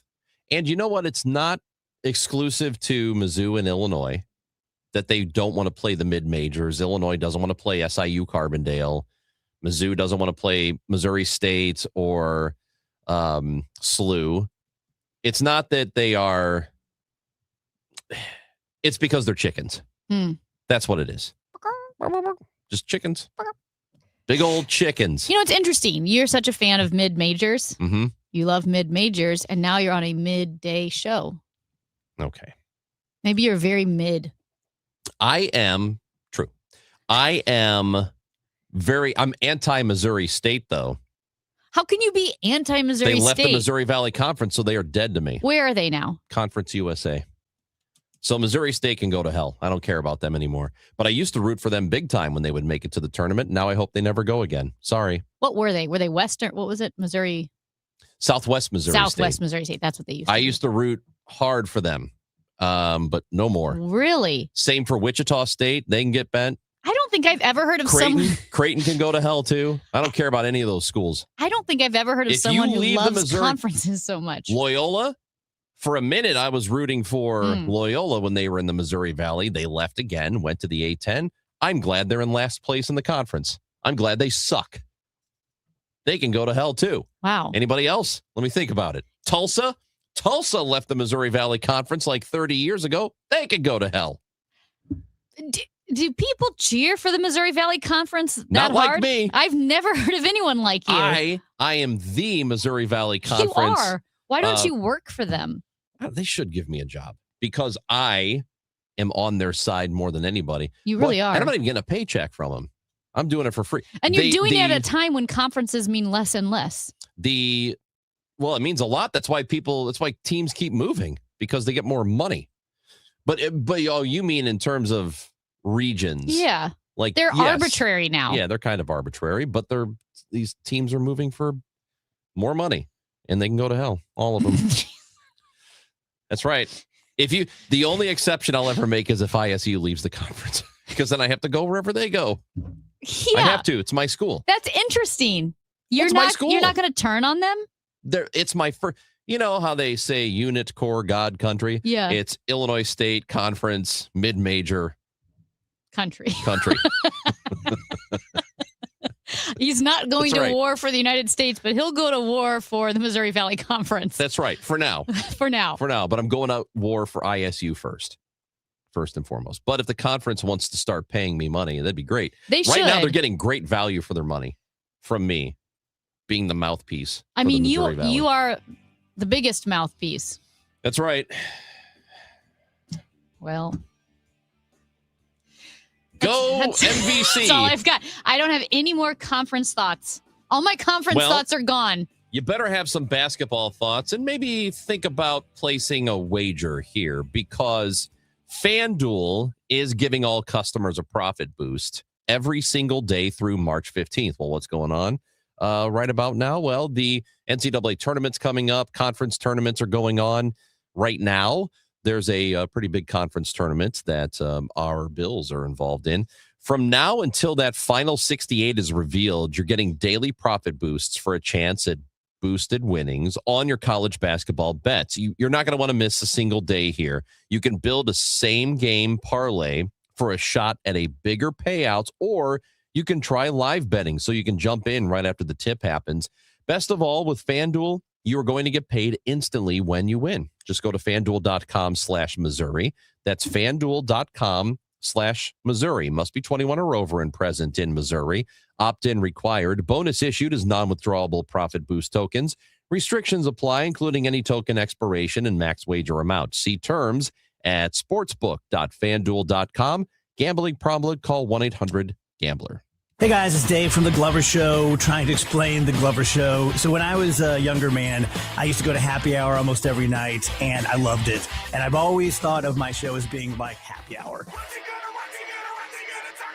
It's always interesting. It's often silly, but not always. You know, there are real things to talk about. I am amongst friends, politics, and personal things. So that's what it is, really. It's happy hour for thousands of us every day between 1 p.m. and 5 p.m. And I hope you'll tune in and join the happy hour. Now, KMOX weather from the Saliga Heating and Cooling Weather Desk. 44 degrees and sunny, and it will be mostly sunny today, a high of 54. Tonight, partly cloudy and breezy, a low of 45. It's time for a $98 AC tune-up. Finding great candidates to hire can be like, well, trying to find a needle in a haystack. Sure, you can post your job to some job board, but then all you can do is hope the right person comes along. Which is why you should try ZipRecruiter for free at ZipRecruiter.com/free. ZipRecruiter doesn't depend on candidates finding you. It finds them for you. Its powerful technology identifies people with the right experience and actively invites them to apply to your job. You get qualified candidates fast. So while other companies might deliver a lot of hay, ZipRecruiter finds you what you're looking for. The needle in the haystack. See why 4 out of 5 employers who post a job on ZipRecruiter get a quality candidate within the first day. ZipRecruiter, the smartest way to hire. And right now, you can try ZipRecruiter for free. That's right, free at ZipRecruiter.com/free. That's ZipRecruiter.com/free. ZipRecruiter.com/free. ZipRecruiter. They say good things come to those who wait, unless you bite into a Hot Pocket right out of the microwave. Waiting to see a financial advisor about retirement could also bring some pain. The pain of watching your money evaporate in a stock market decline. The pain of trying to figure out Social Security and Medicare on your own. Or the pain of writing huge checks to the IRS that you really didn't have to. At the All Financial Group, they believe the more you know, the better decisions they can make. They offer a complimentary retirement assessment Find out where you are, how you're doing, and if there's a way to improve your retirement outcome. Don't wait. Call the All Financial Group today, 636-230-8824, or online at yourmoneymattersstl.com and set up your complimentary retirement review. Investment advisory products and services made available through Impact Partnership Wealth, LLC, IPW, a registered investment advisor. Insurance and annuities offered through Steve All, NPN number 153-07419. Friday morning, it's men's Billikens basketball Atlantic 10 tournament play. Pre-game 10:15, tip at 10:30. Hear all the action here on your home for Billikens basketball, KMOX. It's Major News with Major Garrett, our weekly conversation with CBS's chief Washington correspondent. We don't want to leave early, do we? We got to finish the job, right? That's the president. This is Chris and Amy on KMOX, and it is Thursday just after 10:30. It is time to visit with the chief Washington correspondent for CBS News. His show is called The Takeout on CBS News 24/7 and just recently had a 60 Minutes interview with Pete Hegseth. It is Major Garrett on the show. Good morning, Major. Good morning. The first ever 60 Minutes appearance for me. And it was outstanding, but we knew you would do well. I believed in you, Major. Well, yeah. I knew he was going to nail it. Ranj was nervous. He was nervous, but I knew you would do great. Come on, man. It was He like wasn't as nervous as I was. It was. Hey, it was like watching, figure skating. You get really nervous, they're not going to fall. Yeah. But I knew you wouldn't. You nailed it. And that interview, it came together pretty quickly when we didn't know about it. And nope. Yeah. So what were your takeaways from that interview? Well, first of all, I think the audience, anyone who watched it, has the same impression that I did. The Secretary of Defense that walked into that room had a very different demeanor than he had presented at the podium in 3 briefings earlier that week. The podium, Pete Hegseth, is pretty hot, comes in very aggressive, comes in with aggressive language, pronouncements, a kind of superheated energy about the conflict and its direction. He did not come into the room that way at all. He came in measured and confident and certainly prepared for the interview, but there was none of that aggressiveness that you see at the podium. That allowed us to have a conversation.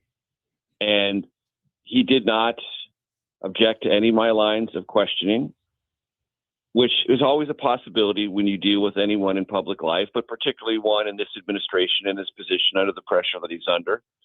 Meaning, if I can translate myself, and I'll try, that interview could have gone off the rails 100 different ways. And my number one goal was to make sure that it didn't, because we had a lot of ground to cover. He's at the center of a global conflict. And even if he was unwilling to directly answer my questions, sometimes the non-answer is an answer and conveys things to the public that are helpful to them deciding where things are.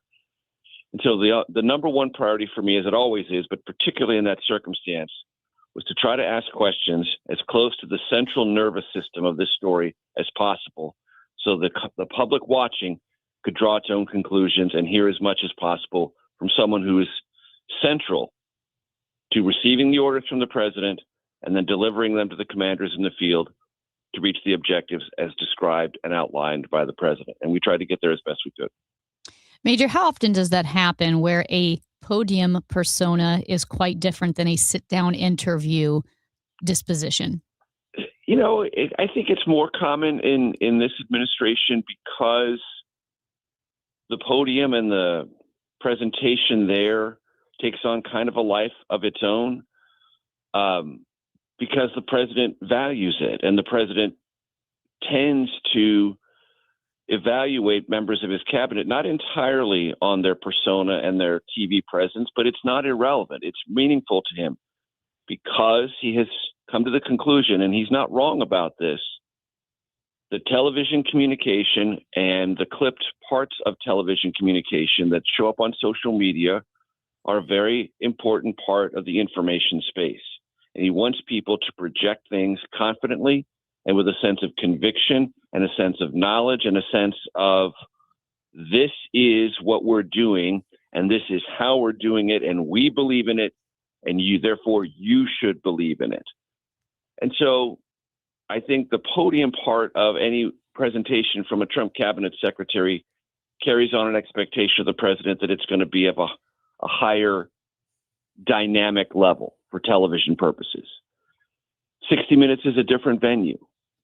And I had never met the defense secretary before our encounter. He clearly, I would assume, knew something about me as I knew something about him.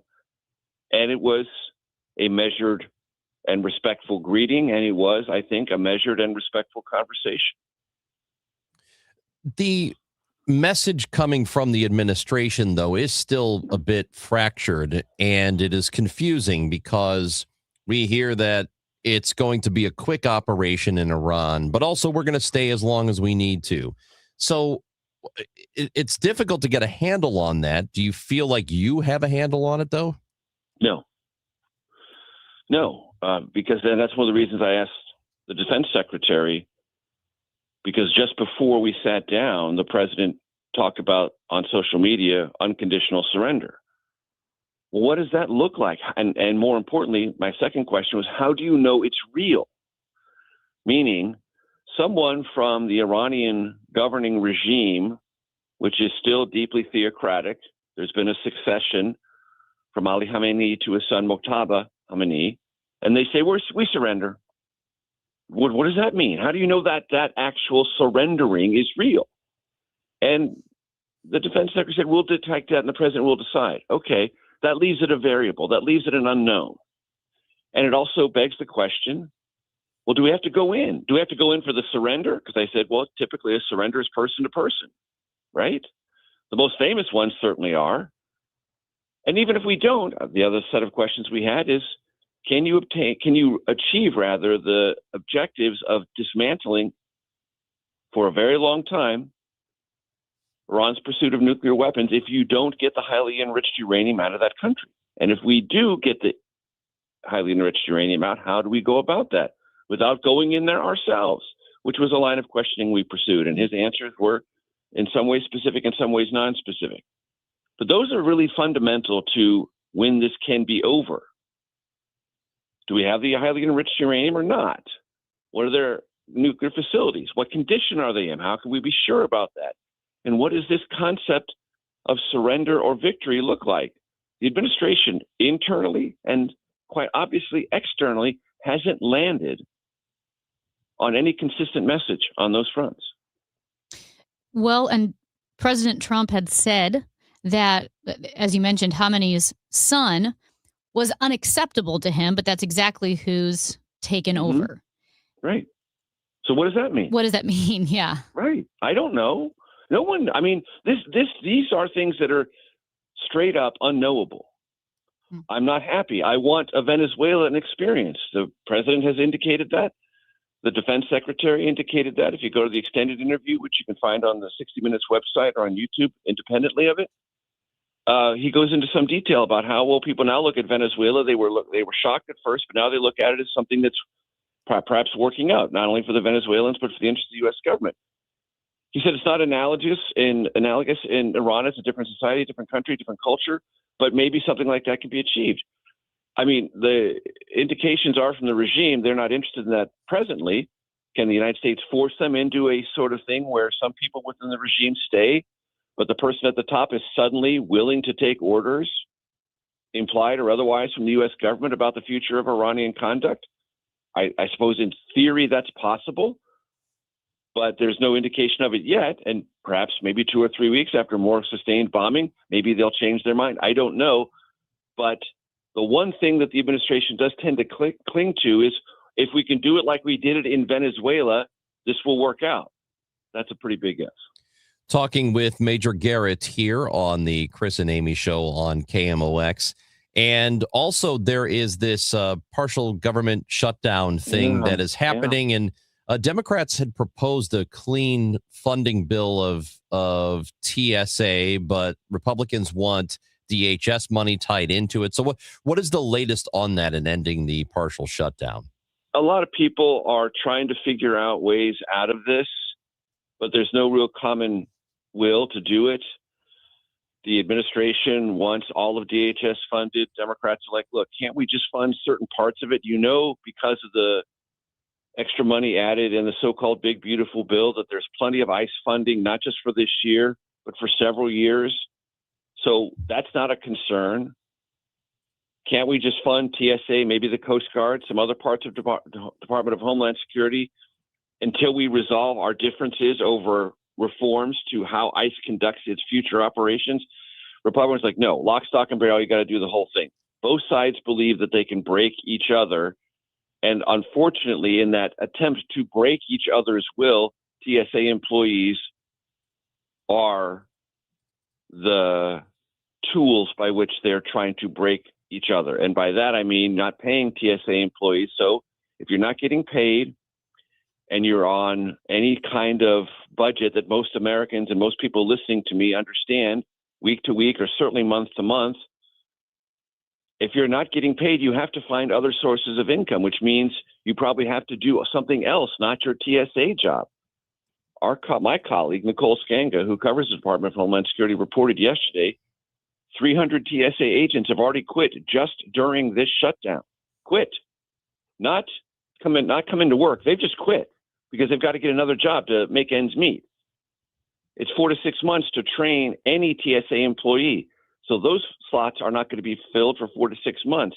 And others are not showing up to work because they have to do other things to earn money.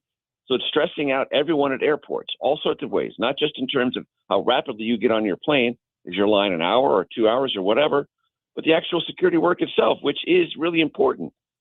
So the Republicans and the Democrats are trying to use this TSA standoff and the employees caught in between as their political weapon against one another. It's a nasty, gnarly situation. And I don't see it being resolved this week, maybe sometime next week.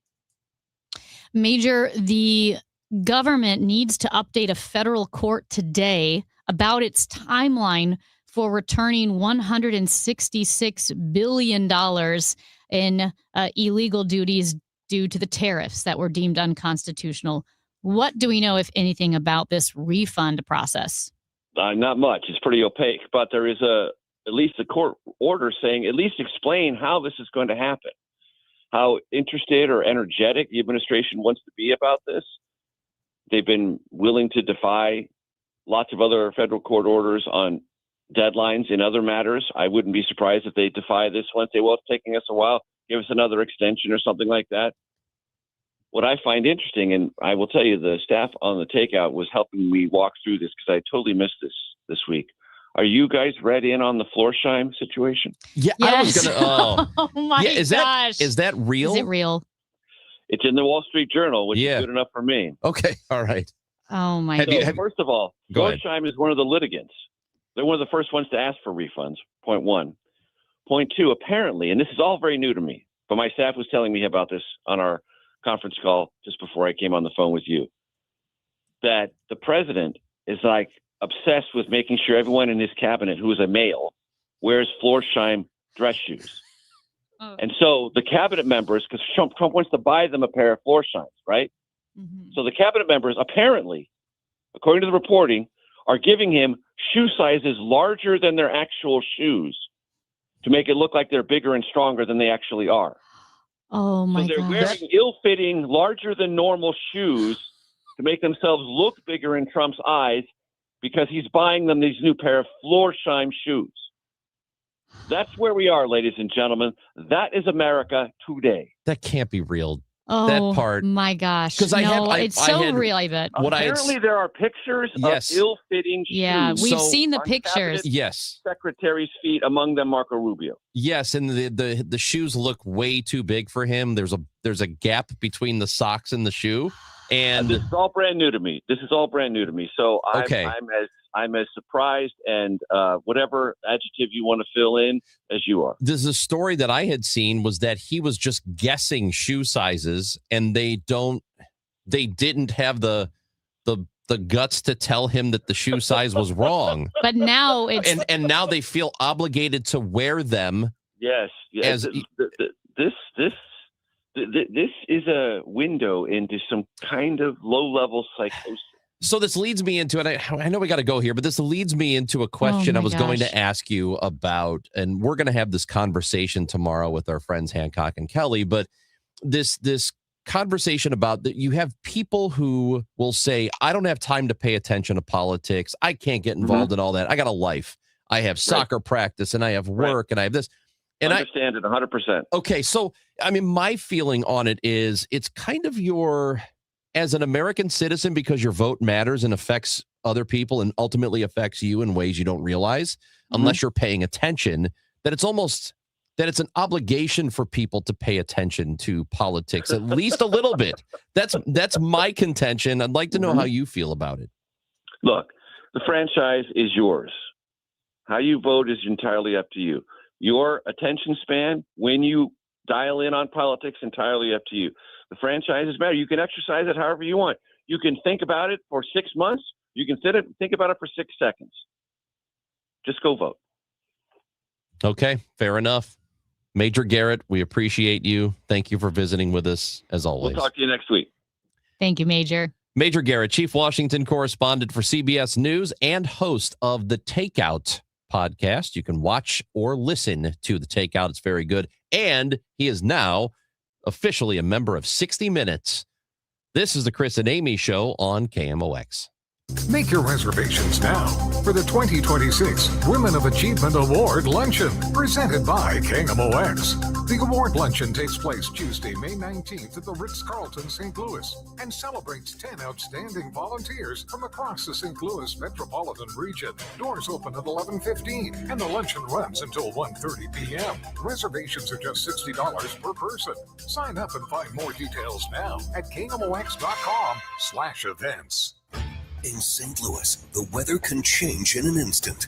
One day, you're under a thunderstorm warning. The next, oh boy, it's snowing. Stay prepared for whatever Mother Nature throws your way. When weather threatens, the KMOX Storm Center has expert forecasts and live reports here to keep you safe and informed. Don't get caught off guard. Know your weather. Sponsored by Saliga Heating and Cooling. Nothing makes a gathering great like Eggland's Best Eggs. They're just so delicious with better nutrition, too. For us, it's eggs any style, as long as they're the best. Eggland's Best. Better taste, better nutrition, better eggs. I built this business the old-fashioned way. Hard work and a whole lot of spreadsheets. Yeah, about that, I upgraded us to Odoo. Odoo puts everything we need, sales, inventory, accounting, on one connected platform. No more juggling systems, no more headaches. So it all works together? Exactly. Odoo is the all-in-one business software that makes running and passing on a business easier than ever. Take your business into the next generation. Try Odoo free at odoo.com. That's ODOO.com. This is the story of the one.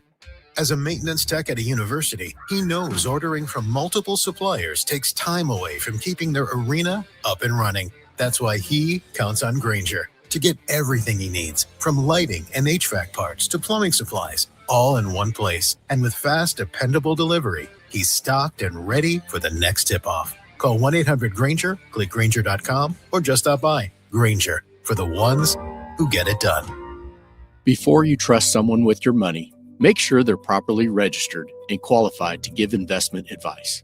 Before you invest, get the facts. I'm Denny Hoskins, Missouri Secretary of State. Our office regulates investing and works to protect investors.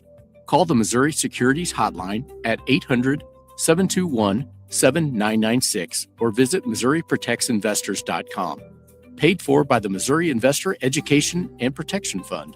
This is a public service announcement. Dreaming of college but worried about the cost? The Together Foundation is here to help. The Together Foundation is awarding 5 $1,500 scholarships to St. Louis area students who are ready to take the next step toward their future. Applying is simple, but time is limited, as applications will be accepted through March 31st. Learn more or apply at togethercu.org/scholarship. That's togethercu.org/scholarship. This community message has been brought to you by Together Credit Union. A night of live rock you gotta see.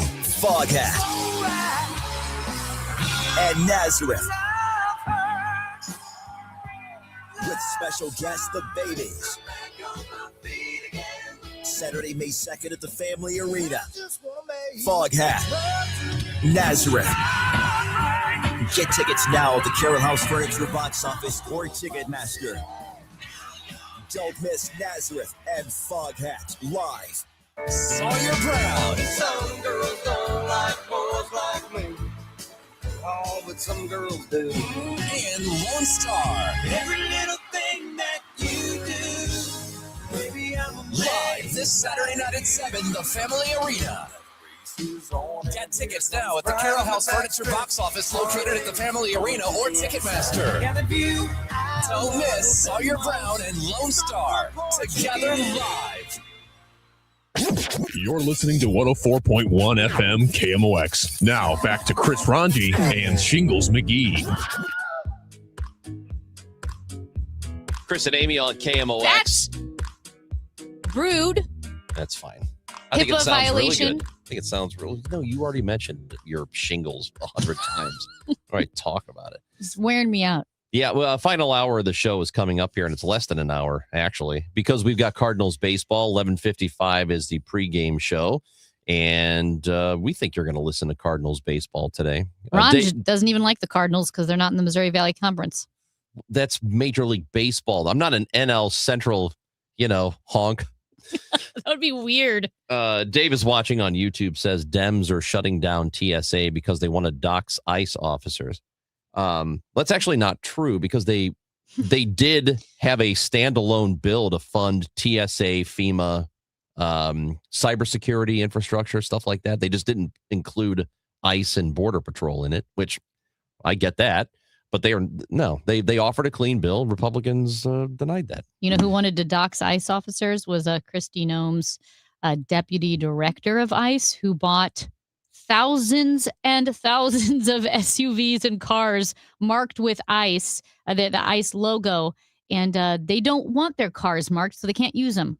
So there are millions and millions of dollars of cars that are just sitting there being wasted because they wanted to have a fleet of fancy ICE vehicles and they're not using them. Dave says now that they were on vacation from 2021 to 24. You know what? Just admit that take the L, Dave. Just say, yep, okay, you're right. They did. They want to fund TSA, and I'm wrong. That's okay. You can say that. It's all right. The call-in crab the line is always open for you to call in crab. If you want to crab about bad drivers, you can do that. Odyssey app is a great way to leave a voice message to us. Really, at any time, it doesn't matter. If you're in the middle of the night and you have a thought and you would like to leave a crab for us, you can.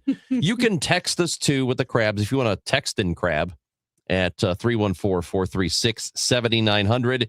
Barch Madness, we are going to reveal, because Selection Sunday is this Sunday, next week, we are going to reveal the Field of 64, our tournament teams for the Barch Madness tournament. We're looking for the best bar in the St. Louis area. Got a bunch of submissions so far, and the selection committee is going to get together soon, and we'll have it for you next week.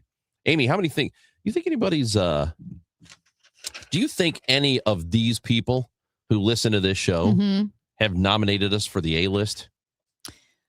I like to think everybody did. The STL Magazine A-list, it's that time of year. Oh, is it?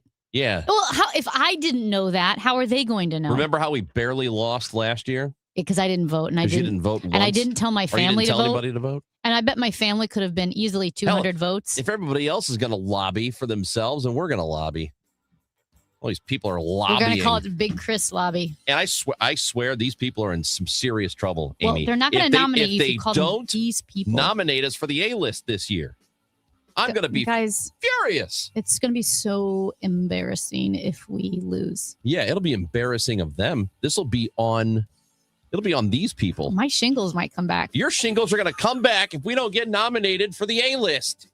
That should be the campaign. Don't bring back Amy Shingles. Vote for the A-list. Her stress is going through the roof. I'm losing it, Jerry.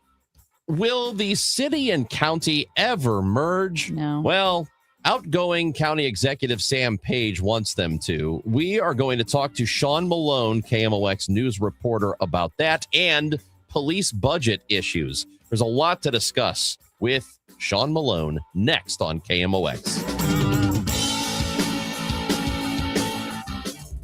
Time now for today's Spotlight on Money, sponsored by Ethos. More and more Americans admit to using AI to help them manage their money. Chris Stegg with eGroup in Chicago says some programs have specialized personal finance chatbots. They train it a little narrowly. So they say you are a professional tax assistant. You're not a general purpose chatbot. But they provide generic advice. And it's not, at this juncture, really tuned into your portfolio. I'm Rob Hart. I'm Boomer Esiason. My mom died from cancer. She was only 37 years old. She didn't have life insurance, and that was devastating for my family. That's why having life insurance is so important to me. Ethos makes it fast and easy. Get a quote in seconds, apply in minutes, and get same-day coverage. You can get up to $3 million in coverage with no medical exam. Get your free quote at ethos.com/life. That's ethos.com/life. Paid spokesperson. Time spent on application may vary. Online health questions required. I'm Bob Burke, founder and chairman of Burke America Parts Group, a family of brands that includes RepairClinic.com, an appliance and HVAC parts solution company that's grown into an international brand. Before AmericanEagle.com, we partially launched a new technology platform developed by another firm. American Eagle helped take our technology to a whole new level with digital marketing, software development, and business insights into our key markets, appliances, HVAC, and outdoor power equipment, and did so both on time and on budget. AmericanEagle.com has the resources, experience, and talent needed to produce solutions. Our new technology platform, developed by AmericanEagle.com, has produced tremendous results with higher traffic, conversion, engagement, and online revenue. If you have any home repairs you need to take care of, check us out at RepairClinic.com. If you need a world-class website or technology project, then I would highly recommend AmericanEagle.com. Call AmericanEagle.com at 773-NETWORK. That's AmericanEagle.com, 773-NETWORK. Are you struggling with hearing loss? Do friends and family complain that your TV is too loud? Are you tired of asking people to repeat themselves? If you want to hear clearly again, but don't want a bulky hearing aid that makes you look old, you need to try Atom X by Audien Hearing. The Atom X is a life-changing breakthrough, precisely designed by top audio engineers, fits comfortably in your ear, is nearly invisible, and lets you adjust your sound so you can hear conversations clearly, at home, at dinner, or on the go. And right now, you can try the Atom X risk-free for 45 days. Call Audien Hearing now at 800-295-HEAR. That's HEAR for a 45-day risk-free home trial with free shipping and money-back guarantee. The Atom X is lightweight, rechargeable, practically invisible, and costs 90% less than prescription hearing aids. Don't miss out. Call 800-295-HEAR for complete details. That's 800-295-4327. Hearing for everyone. Audien Hearing. News, talk, cards. KMOX AM St. Louis. KMOX FM Hazelwood. Always live on the free Odyssey app.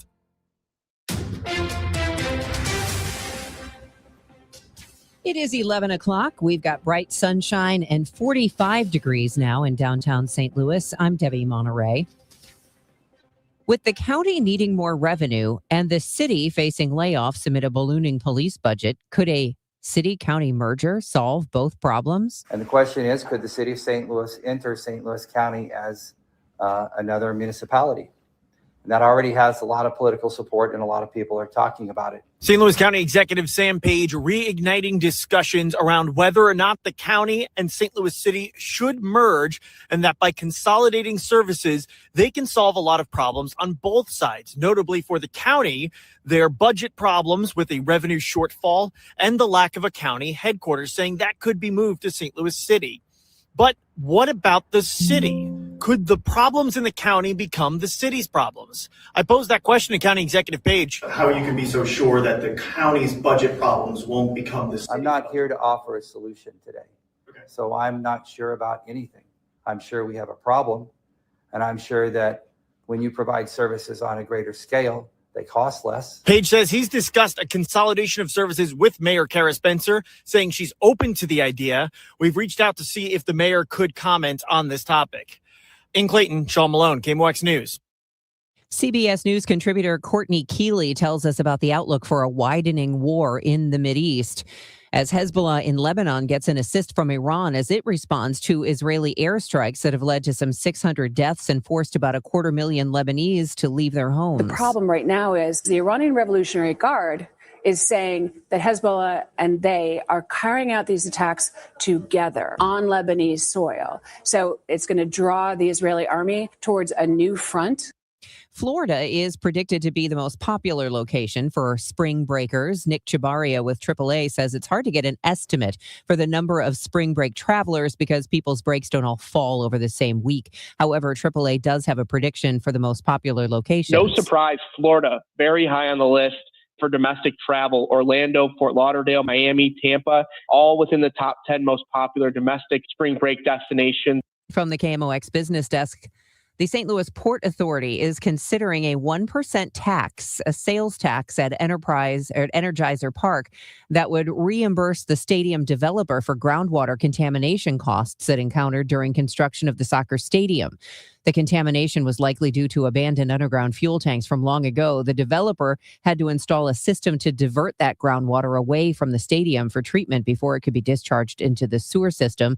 According to the Business Journal, a public hearing on that tax increase will be scheduled. A nice afternoon with plenty of sunshine, the high 56, and partly cloudy and breezy tonight, though 46. A mix of sun and clouds tomorrow, a gusty wind, the high near 60, becoming breezy Saturday with times of sun and clouds and a high of 63. From the Saliga Heating and Cooling Weather Desk, I'm AccuWeather meteorologist Joe Lundberg on 104.1 FM KMOX. It is sunny and 45 degrees in downtown St. Louis. I'm Debbie Monterey, KMOX News. Still here, still trusted. The voice of St. Louis, KMOX. Now, Chris and Amy visit with the KMOX newsroom. All right, let's pick one. Who do we want today from the KMOX newsroom? Okay, how about Sean Malone? Jonathan Malonathan. I love Sean Malone, who is joining us from somewhere. He's on site. He is not in the newsroom. He is covering news. We know St. Louis County Executive Sam Page spoke not long ago, and Sean is with us on KMOX. What's happening, Sean? What's happening is I think this is the first time I've ever been the first pick at anything ever. So thank you, Ranji. I appreciate that. That is somehow the saddest thing I've ever heard, and I feel really bad now. I'm being sarcastic. I'm tall, so I've been picked first in basketball, but then once they see me actually play, I turn into the biggest bust in pickup basketball history. You're the Jamarcus Russell of basketball picks. I'm like Stanley from The Office, where like you see this tall guy, oh yeah, he could probably play basketball, and then when you see me hold the ball and try to do anything with it, it's like, oh, now I see why he played hockey instead. Well, Sean, how was the Sam Page press conference? I'm guessing it was a lot of things, riveting not being one of them, but how was it?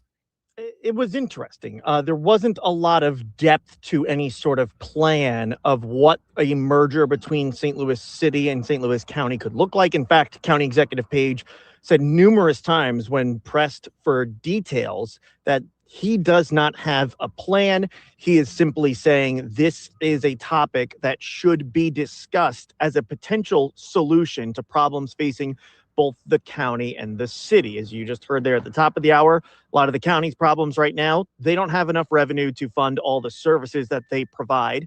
And they are on the cusp of not having a county headquarters anymore because the building they're currently in will soon be outdated for new incoming fire codes for Clayton. So they won't be able to meet in that building unless they spend a lot of money to retrofit it.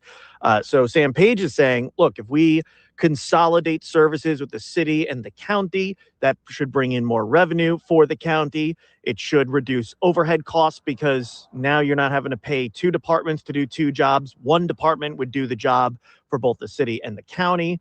The county headquarters could move to the city as well. And, you know, the city could potentially ease or not have to make some of these layoffs that they've talked about with the ballooning police budget. So County Executive Page is simply saying this is a conversation that needs to be had as a potential solution to problems on both sides. And he did say that he has approached this topic with Mayor Kara Spencer and discussed it with her a number of times and that she's open to it. We've reached out to the mayor's office. I've been told that her schedule today is quite busy, but I imagine a lot of other members of the press will be looking to get her on the record about this as well. So we'll see if at some point later today, maybe we can hear from the mayor. Well, I hope this does spur conversation. It's something that we have talked about a lot, even prior to Better Together back in 2019, and that effort failing, that there is a strong belief emerging of the two would really help out the entire region. We know that St. Louis County had considered moving offices to St. Anne, who's a former mall site, and that's fallen through. And Executive Page, he floated the idea of moving the county offices downtown St. Louis, correct? Yes, he said that City Hall, St. Louis City Hall, is not big enough to be able to house the county's operations. But did mention there's plenty of real estate space in downtown St. Louis that could be available for the county to move their offices to. Again, he didn't have any details or any sort of plan, but the Wainwright building was brought up by another member of the press that has been vacated in recent years by the state government. So could the county government just come in and fill that spot? That's certainly a potential location where you could put a county headquarters. So there's plenty of options for where in the city, and especially where in downtown, the county headquarters could go if they were to move there. One of the biggest questions I had is when you look at all the budgetary problems the county has right now, so much so Sam Page has been suggesting that they dip into the Rams settlement money that they receive to backfill the lack of revenue to keep the services going. Why would the city really be better off bringing the county in with them, or are the county's problems so large that it could create more problems for the city? And County Executive Page didn't exactly answer that. He kind of said in fewer words, he doesn't know exactly if they would be able to make things work financially like that, but that he knows when you consolidate services, you save money. But again, are you saving enough money where it will work? Or is there going to be a problem down the road of years after a merger, if it does happen, where it's okay, county government's not getting enough revenue that it was hoping to, and now the city is dealing with some of these potential cuts that the county is facing at this moment? Yeah, I mean, it is a pretty big budget deficit that St. Louis County has. Is the deficit flirting with $80 million? I believe it's around that. I don't have those numbers in front of me, but it is in the tens of millions of dollars. And the county council made some serious cuts. And the problem that St. Louis County is running into is a lot of the solutions that have been brought up so far are things that have been tried before and rejected by voters. You mentioned, Ranji, earlier, Better Together. That was rejected by voters. I know there was a lot of drama going on at that time with the then county executive, Steve Stenger, who eventually went to jail or prison rather, and talks about whether or not the Better Together proposal would make him essentially super mayor. I know also the other solution that's been floated is, once again, putting an online sales tax for out-of-state purchases in front of voters. Well, that just back in 2022 was rejected by 58% of voters in St. Louis County. So there's not a lot of new solutions that at least in the last decade, haven't been put before voters and rejected by those same voters. That's potentially coming around again. So, we'll see if voters maybe have more of an appetite this time for either that tax or a potential merger if we get far enough where that would appear on the ballot. But so far, it's, those are the two biggest solutions that have come out of St. Louis County of how to solve the problems that are facing them right now. Well, I hope voters this time around, if there's a serious effort that happens and it comes to a vote, I really hope they will come around on it, because, man, I think the decline will continue otherwise. But anything else happened at the press conference we should know about?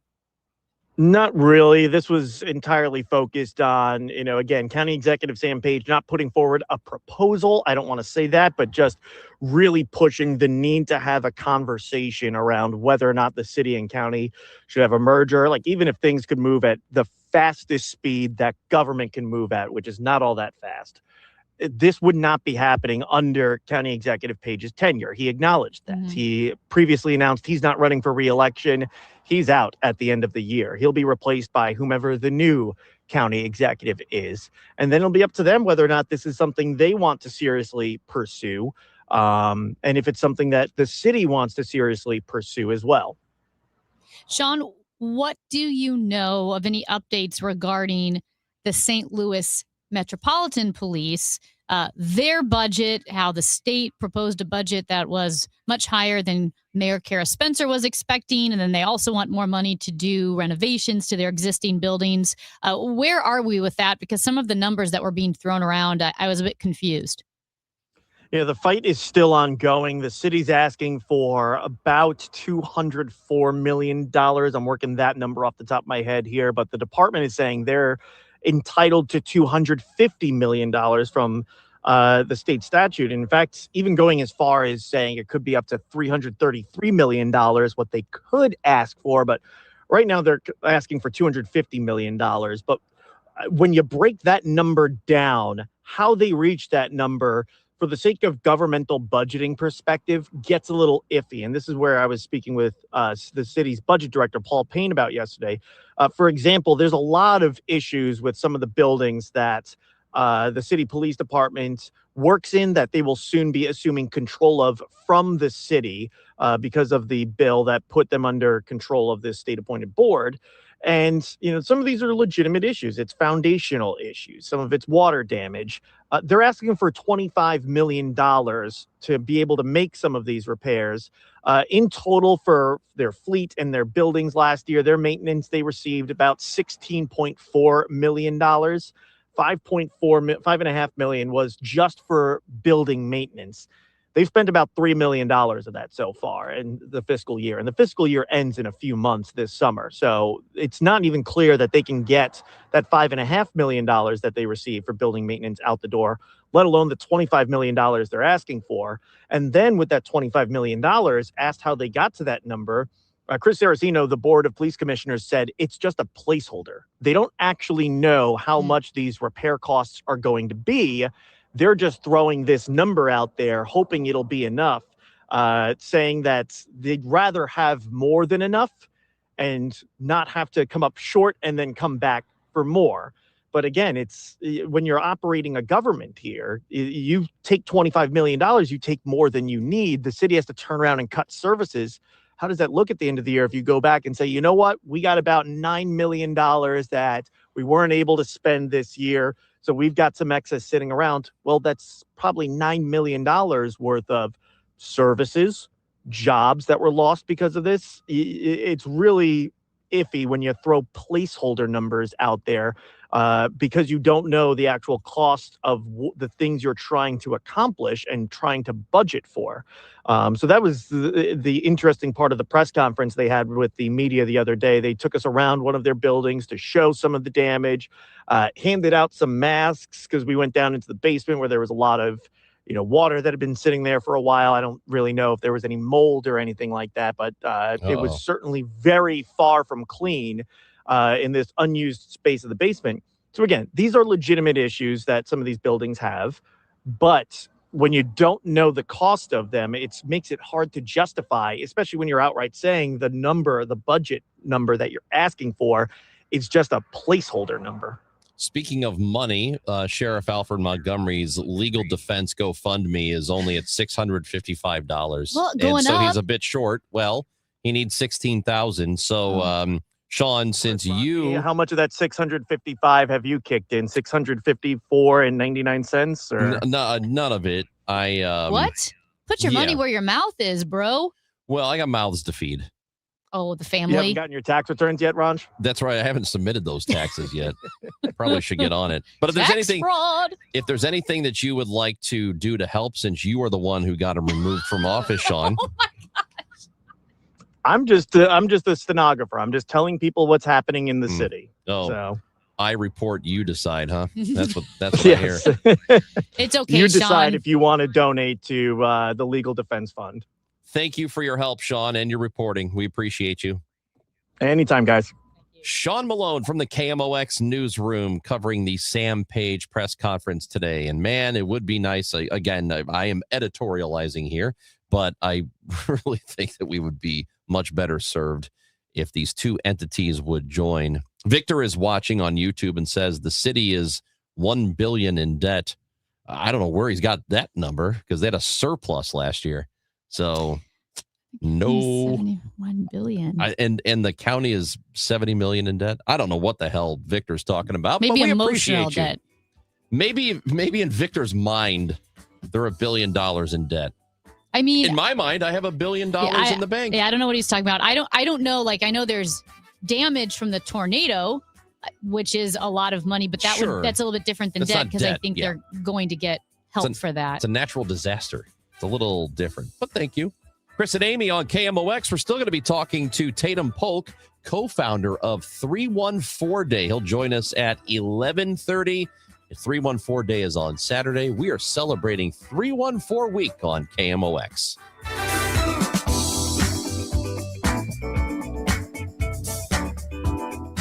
I'm John Morgan of Morgan & Morgan. One question I'm always asked is, how did you become the largest injury firm in the world with over 1,000 attorneys and $25 billion in verdicts and settlements? One way was our financial strength. Medical malpractice is the third leading cause of death in America. To prosecute a typical case costs up to $250,000 in case cost. We advance them all. Product liability cases can have similar costs with an army of lawyers on the other side. Automobile insurance companies have the resources to fight. Guess what? So do we. Many law firms simply may not have the financial firepower to work up your case the way you deserve. And we don't charge by the hour. No recovery, no fee. If you have a question about your case or wish to become a client, go to forthepeople.com on your mobile device or computer 24/7. It's that easy. Morgan & Morgan. Injured? Dial pound law or visit forthepeople.com for an office near you. $5,000. That's the average amount of money people in the U.S. are now spending on gas in a year. $5,000. That's crazy. If you drive, you have to download Upside, the free app that gives you cash back every time you get gas. That's right. You can earn real cash back with Upside just by buying the gas you're already buying. You can literally start earning cash back today. I use Upside every time I fill up, and I've already made around $300. You're putting gas in your car anyway. Why not get real cash back? If you like free money, download Upside. I'm saving the cash I earn from using Upside to help pay for a vacation later this year. Download the free Upside app now to earn cash back every time you buy gas. Use promo code FRESH to get an extra 35 cents per gallon on your first tank. You can cash out anytime right to your bank, PayPal, or a gift card for Amazon and other brands. Just download the free Upside app and use promo code FRESH for a 35 cents per gallon bonus on your first tank. That's code FRESH for a 35 cents per gallon bonus. Wesley is a truck driver. I drive a truck and I love what I do. A truck driver with IRS troubles. They told me I owed them $43,000. It got really bad. Quite a few letters in the mail. They were talking about wage garnishment coming after my house, my car. Yeah, they don't play around. I seriously thought that I was going to lose everything. One sleepless night, Wesley finally made a call to Optima Tax Relief at 2 a.m. Kind of figured I'd get a machine, but I didn't. I actually got to talk to an actual person in the middle of the night. He found just what he was looking for. Oh, they were great people. You need a team of people that know what they're doing. Optima Tax, they know what they're doing. Optima Tax Relief came through with flying colors. I saved an incredible amount of money. Happy don't even come close. I was absolutely overjoyed. Take Wesley's advice. If you're in any kind of trouble with the IRS, call Optima Tax Relief. Don't trust anybody else. Call Optima for a free consultation. Call 800-348-0269. 800-348-0269. 800-348-0269. Optima Tax Relief. Some restrictions apply. For complete details, please visit OptimaTaxRelief.com. Hey guys, Glover here for my friends at Zero Res. You know they do such a great job. Beat the spring cleaning rush and call our cleaning heroes now. This month, buy one, get one room of carpet clean for free. Unlimited rooms of carpet. Visit ZeroResSTL.com and let them know that Dave sent you. Built on a century. Focused on today. The voice of St. Louis. KMOX.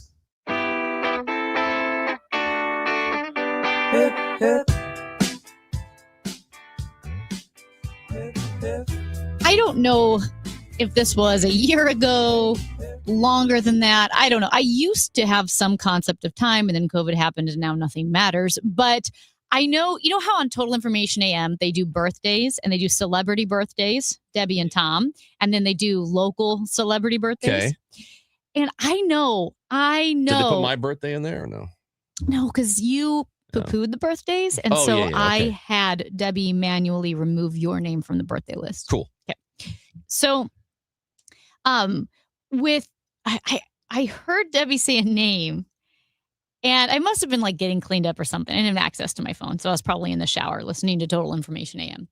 And she said a name that I could have sworn was one of those names that people try to get news anchors to say. And get them in trouble? And get them in trouble. Yeah. Give an example of one. You want me to give an example of one? Yeah. Can you do that? Okay, well, you want me to say the name? Seymour Butts. Yes. There you go. Like Seymour Butts. Ben Dover. Yes. There you go. Those are the clean ones. Those are the clean ones. Names like that. And I could have sworn there was a name like that. And I meant to ask Debbie, like, wait, is that real? And so a couple of ideas. One, I walked up to Matt Pajeski and I said, why don't we do that? Why don't we submit names to local birthdays and see if we can get Debbie and Tom to read them? I thought that would be a good idea. But then Ben. Oh, you haven't done it yet? No. Oh, but then Matt, he actually told me that people do this with Peloton. Yeah. So when you have a Peloton, you have access to, I guess, their classes that you can take. Yeah. You subscribe. Yeah. And they're live. So you get connected to to an instructor on your Peloton, and you're part of a class with real people in their own homes. Mhm. And the instructor will, motivate you and shout out your name if you're doing a good job. They see that, they see what your name is on the Peloton. And there's like a leaderboard who's completed 100 races this week or run 100 miles this week. And so people will give themselves funny names, which is funny, in order to be read by the instructor on the leaderboard. But it's funny. It's not, not only are you changing your name, but you're actually like having to work really hard. Because like you said, to be on the leaderboard, you have to be working out, running, cycling, whatever it is, more than other people. And these Peloton people are serious. Yeah, these people are diehards. And so it's commitment to the bit to a next level. Yeah, so I've got a montage of some pretty inappropriate names. Can we wait? Hold on. Are we going to be in trouble? I don't think so. Well, He's if 12. you don't think What so, does he know? I don't even know what these words mean. We would like to make this clear for the FCC and Steve, our boss, that this is not Amy, nor is it me. This is all Matthew Pajeski. Yeah. Oh, and we didn't hear this. We didn't clear it. Yeah. Are you ready? Genitalia, happy 1000. You totally got me with that name. You totally got me with that name. And Hugh Janus tapping at my leaderboard. Second word is beaver. I'm not saying the first one. Hugh Janus, I'm on to you. Clap these nuts. You straight people are amused by the easiest sexual things, okay? I've seen it, I've done it, all right? Listen, I keep trying to get caught out with some of these cheeky leaderboard names. I've just seen one there. Eileen Ulick, work that 200, honey. Connie, Connie's celebrating 150 strengths. Connie almost got me.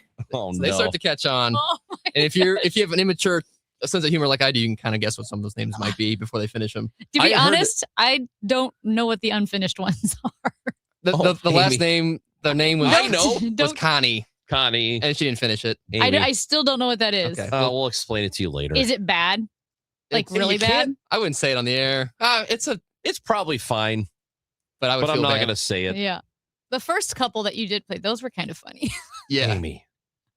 Should I be getting these? You should be, yes. How many of those did you understand? I understood all of them except for the ones that weren't finished. All like the ones that they stopped halfway through. Okay. I don't know how to complete the phrase. Okay. Man. Is it obvious? Yes. For anybody who went to school. I'm worried that if we tell Amy what it is, she still might not know it. Oh, that's mean. Amy, have you heard of this word? I was a little late to the bad words. I'm not going to lie. Yeah. But when do you think the West County Christian Home Educators didn't teach us those? Do you know the first time in your life? Yeah. Can you pinpoint the time that you was heard 16. your first? You did not hear a bad word until you were 16. Not bad word. The F word. You'd never heard. Yeah, I didn't really know what it was. So you don't think that like when you were 10 or something, you accidentally heard it? You think the first time you ever heard the F word, you were 16? The first time I knew for sure what it was, I want to say I was 15 or 16. It was when I started playing hockey because they dropped 100 of them. Like, that's it. Like, I knew it, but I don't think I really knew. I remember not knowing what it was when I was like 12 or 13. So somewhere between 13 and 15. was the first time you heard it. Yeah, that I knew for sure. Yeah, because you know how you're like, you kind of, maybe you're like, I don't know, I think it might be something like this, but I remember not knowing.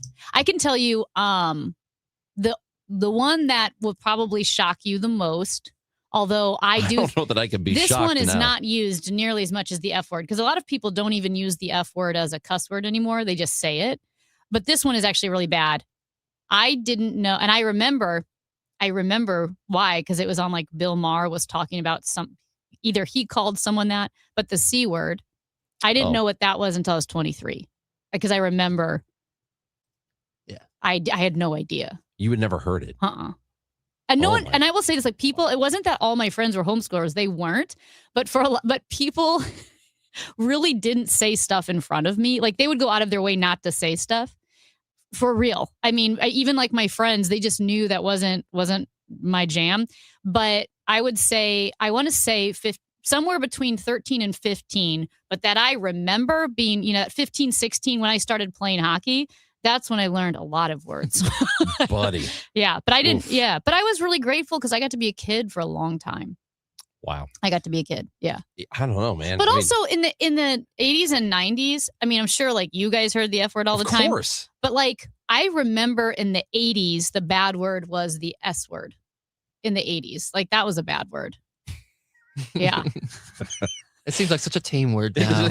Really is. It's a nice word. Yeah. Amy Marks Kors and Chris Ranji. I wonder maybe we should do a segment off air. We should do it for stream only. Off air. We should do a stream only podcast. Yeah, off the air. Yeah. We should do a stream only where we have no FCC regulations, where we introduce bad words to Amy. Yeah. Well, no, I think I've heard them all now. First of all, yeah. I don't know. I think I have, because you are awful and a terrible person. And then that was another thing, like slurs. There were some that like I still didn't like. I knew the basic ones. Hold on. It's separate. I'm not saying You're slurs. not saying slurs. Yeah. But I know that there were a couple that I feel like were like deep cuts. Yeah. That, you know what I mean? Like I know the forgotten ones. I don't know. Yeah, like the main ones everybody knows. But then there's some that I had no idea that I feel like you have said like, oh yeah, because like someone would get in trouble, like in a show or newspaper, and I like an article about Yeah. somebody getting in trouble Yeah. for saying one of them, and you had not heard. I had not feel heard. There were a couple. I can't tell you. I can't remember them, but I have a vague idea of us reading news stories, and you going, "What does that mean?" Yeah, there were a couple, but I said, which is good because it was. I mean, my friend groups, whether it was homeschool groups or like my tennis groups or whatever, playing tennis, soccer, whatever groups I was hanging out with, they did not use those words even casually. I mean, it would have been looked down on by anybody I hung out with to use slurs. It was just not acceptable. This texter says that Amy has narc energy. You know what that means? You know what a narc is? A drug person. No. A narc is somebody who tells on you. Like, is it? It's a tattletale. Snitch. Yes. When I saw narc, I didn't know if it was narcissist or narcolepsy. Neither. Or like narcotics. Still neither. Well, okay. Neither is two. You can't have neither with three. Threither. So.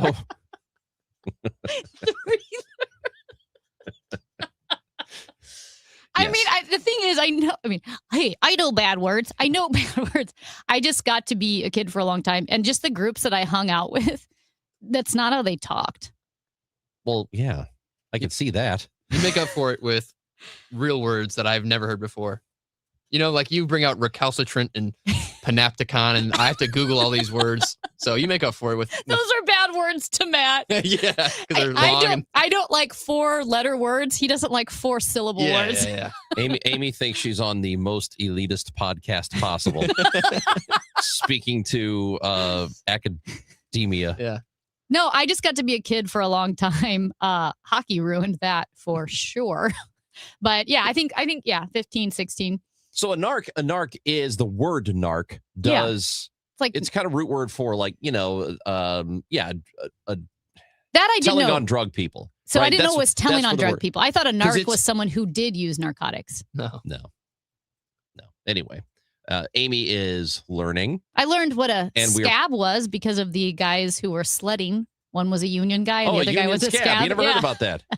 Yeah, the guys who went to, this was how many years ago? Maybe 5 years ago? Yeah, something like They that. went to Art Hill during a snowstorm and they ripped off a lid of a dumpster and Yeah. they were sliding down Art Hill in a dumpster, and they got to be pretty locally famous for a minute, which was great. John is watching us on Facebook. He's watching the Chris and Amy show on Facebook. You can too. Says, nomination to the STL Mag A-list complete. Do I get an I voted sticker or other valuable keepsake for exercising my constitutional right? No, Thank John. you. You But don't. we got to No. shout out John. Let's all clap because that means a lot to me. I'm not. Come on. I'm not going to give praise for something he should have done a long time ago. Listen, I told I'm you to- on the show I and I didn't told even you- vote last year. I told you to clean your room, and you finally did it No. after 100 John, times. John, and I'm you supposed to listen- praise you. You listen to me, John. We are proud of you. And I am impressed with you because You know- I'm on the show and I forgot to vote last year. You know the old Chris Rock joke talking about how people, they want credit for stuff they're supposed to do. Guy says, I take care of my kids. You're supposed to take care of your kids. Yeah, John, you're supposed to nominate us for A-list.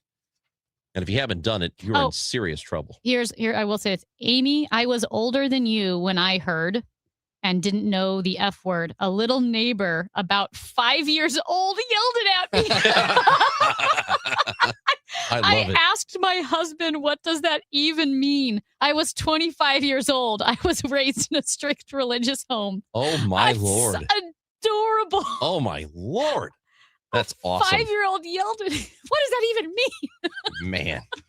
Chris and Amy show on KMOX. We are 22 minutes away from the pregame show for Cardinals baseball today. It is a Grapefruit League play. They are going to go against the Mets, and we'll have it right here on KMOX. That means no Gas House Gang today. Same deal tomorrow, but we're off even earlier. Tomorrow, Billikens basketball A10 tournament play, 10:15 a.m. is the pregame show, and a 10:30 tip-off.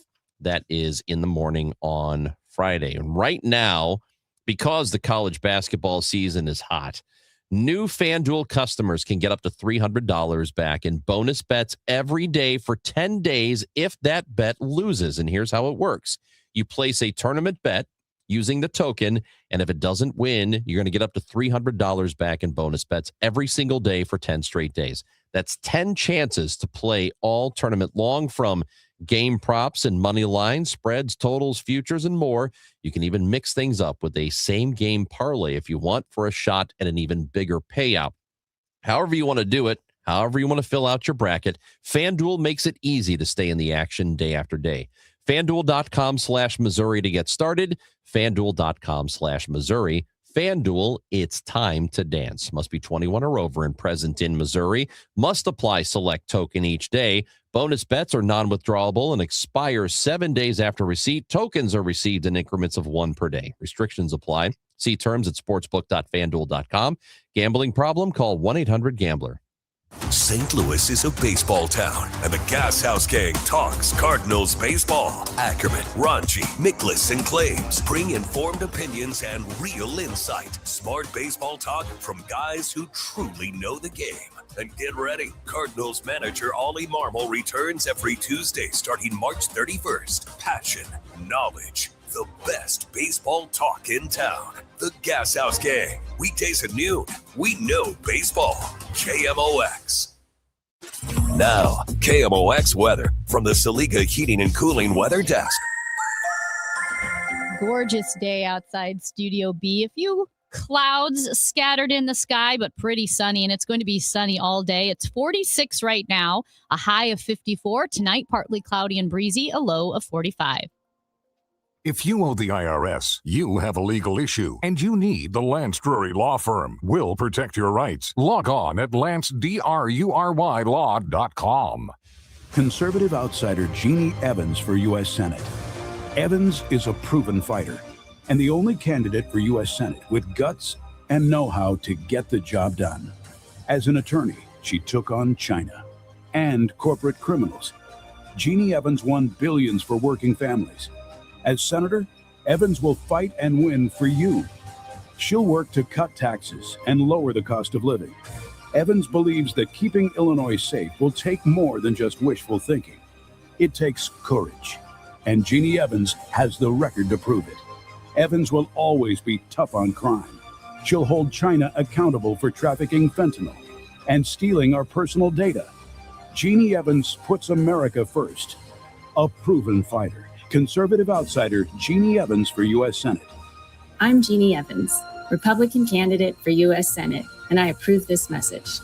Paid for by Jeannie for Illinois. If you live in Missouri, have Medicaid, and need a caregiver, this message is important. Care at home is personal. That's why you may not want a stranger in your home to take care of you. You want someone who already knows you and your daily routines. With Freedom Care, you choose a trusted family member, a friend, or a neighbor. They will get paid after every shift to care for you, and it's 100% free to you. More than 70,000 people have already joined the Freedom Care family. Call your local Freedom Care. They'll check your Medicaid eligibility. Don't wait until a stranger shows up at your door. If you have Medicaid and need help at home, this care is available 100% free to you. Call Freedom Care now to see if you qualify. 314-907-0892. 314-907-0892. That's 314-907-0892. Freedom Care, we're here for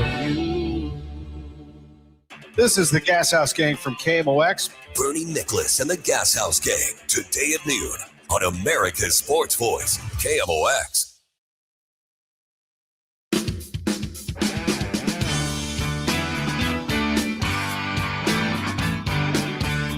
Amy Marks Chorus, Chris Ranji on 104.1 FM KMOX. We are leading you up to Cardinals baseball today. It is an 11:55 pregame show. Love listening to baseball on the radio, and there's something about, I think, midweek, actually.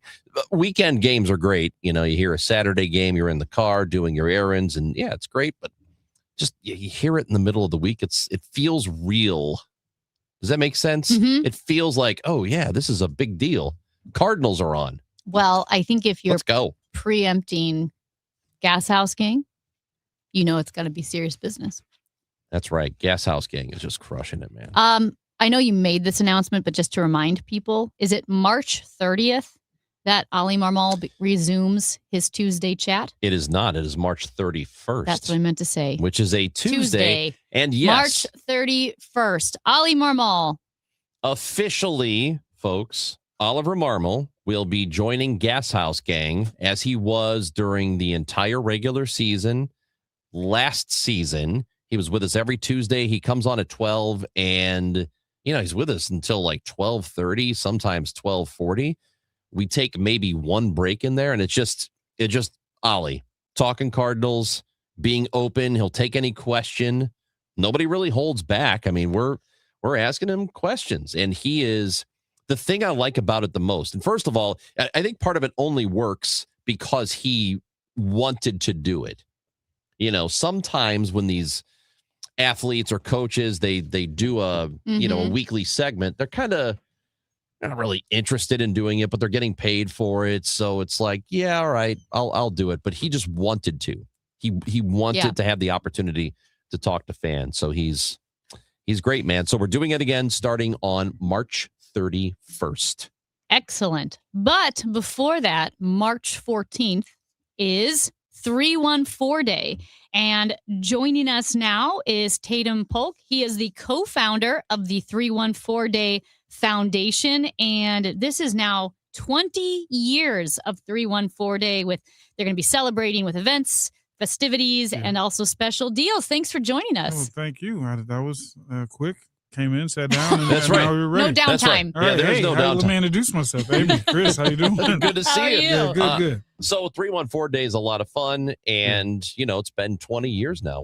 How did you get the idea? I know this is probably the question you get asked the most. Yeah. What made you want to do this? Yeah, Terrell Evans and I are really champions for this city, and we believe in the city so much. We travel a lot, excuse me, but we also realized that there were some issues about the city, and we realized that we needed to push community pride and civic pride. And during the time where we started this, Nelly was really popular. The Cardinals were winning, the Rams were winning, best show on turf, and that kind of feeling. And so it was just really cool to be from St. Louis. And so we wanted to keep that nostalgic feeling forever. And so we try to bring it back every year. And it was just a unique date. And we realized it's not just 314 Day here, it's 314 Day all over the world. So our goal is to get people to start coming back for like a homecoming almost feel. And so now we're starting to see these like pop-up satellite celebrations all over the country. People that are from St. Louis but congregate together in Atlanta or wherever. Oh, I didn't know that. Yeah. So you're starting to see them all over.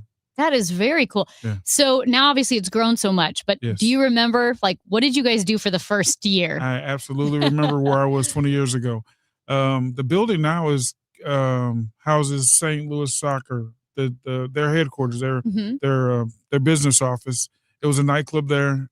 We went there and we had some friends out, and they kind of had like an impromptu concert with all our little their favorite songs at that time, and that was it. And then the next year we rented out Busch Stadium and had more friends, and then it just kind of keep growing and growing, and here we are 20 years later. It is good for us as a city to celebrate the good stuff about the city, because I don't think, I think that we're kind of on the same page on this, that we don't do enough of celebrating our wins. Yeah. As a city. Even if they're small ones, right? We have to start to celebrate our wins, because often it's easy for the national media to highlight our negative, our faults, right?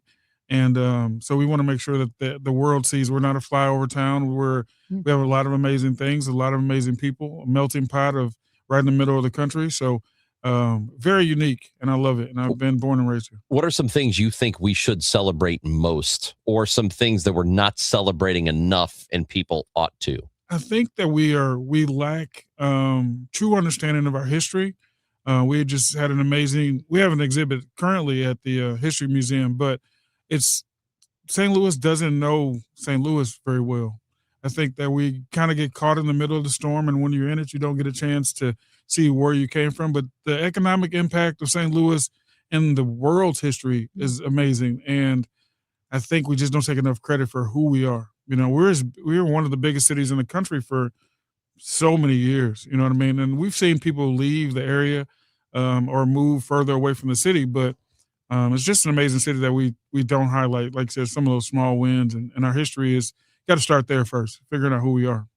Yeah, we do talk about that so much history is here in St. Louis, and a lot of that history also centers around music. Yeah. And even, today, with the musicians that we have, the music scene that we have really outpunches its weight class with what we have. Any music involved with celebrating 314 Day? Yeah, we have a couple concerts, more than I can probably name, because there's so many different niches of music.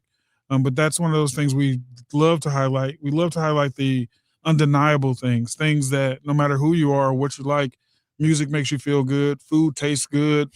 Sports is always amazing. So we highlight those things so that we can show that our goal is unity and connectivity through people, and it's easy to connect through things we all love. Yeah. So Tatum Polk is with us, one of the co-founders of 314 Day. And again, the 20th anniversary is officially on Saturday, but there's been a whole week of events and still events before Tonight, getting to So what's tonight, and what's your favorite that is still coming up? My favorite passed already.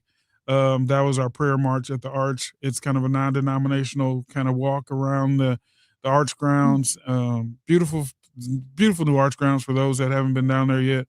But we use that as an opportunity to be like an antenna over the city. That we this town is deeply rooted in its faith, no matter what it is, right?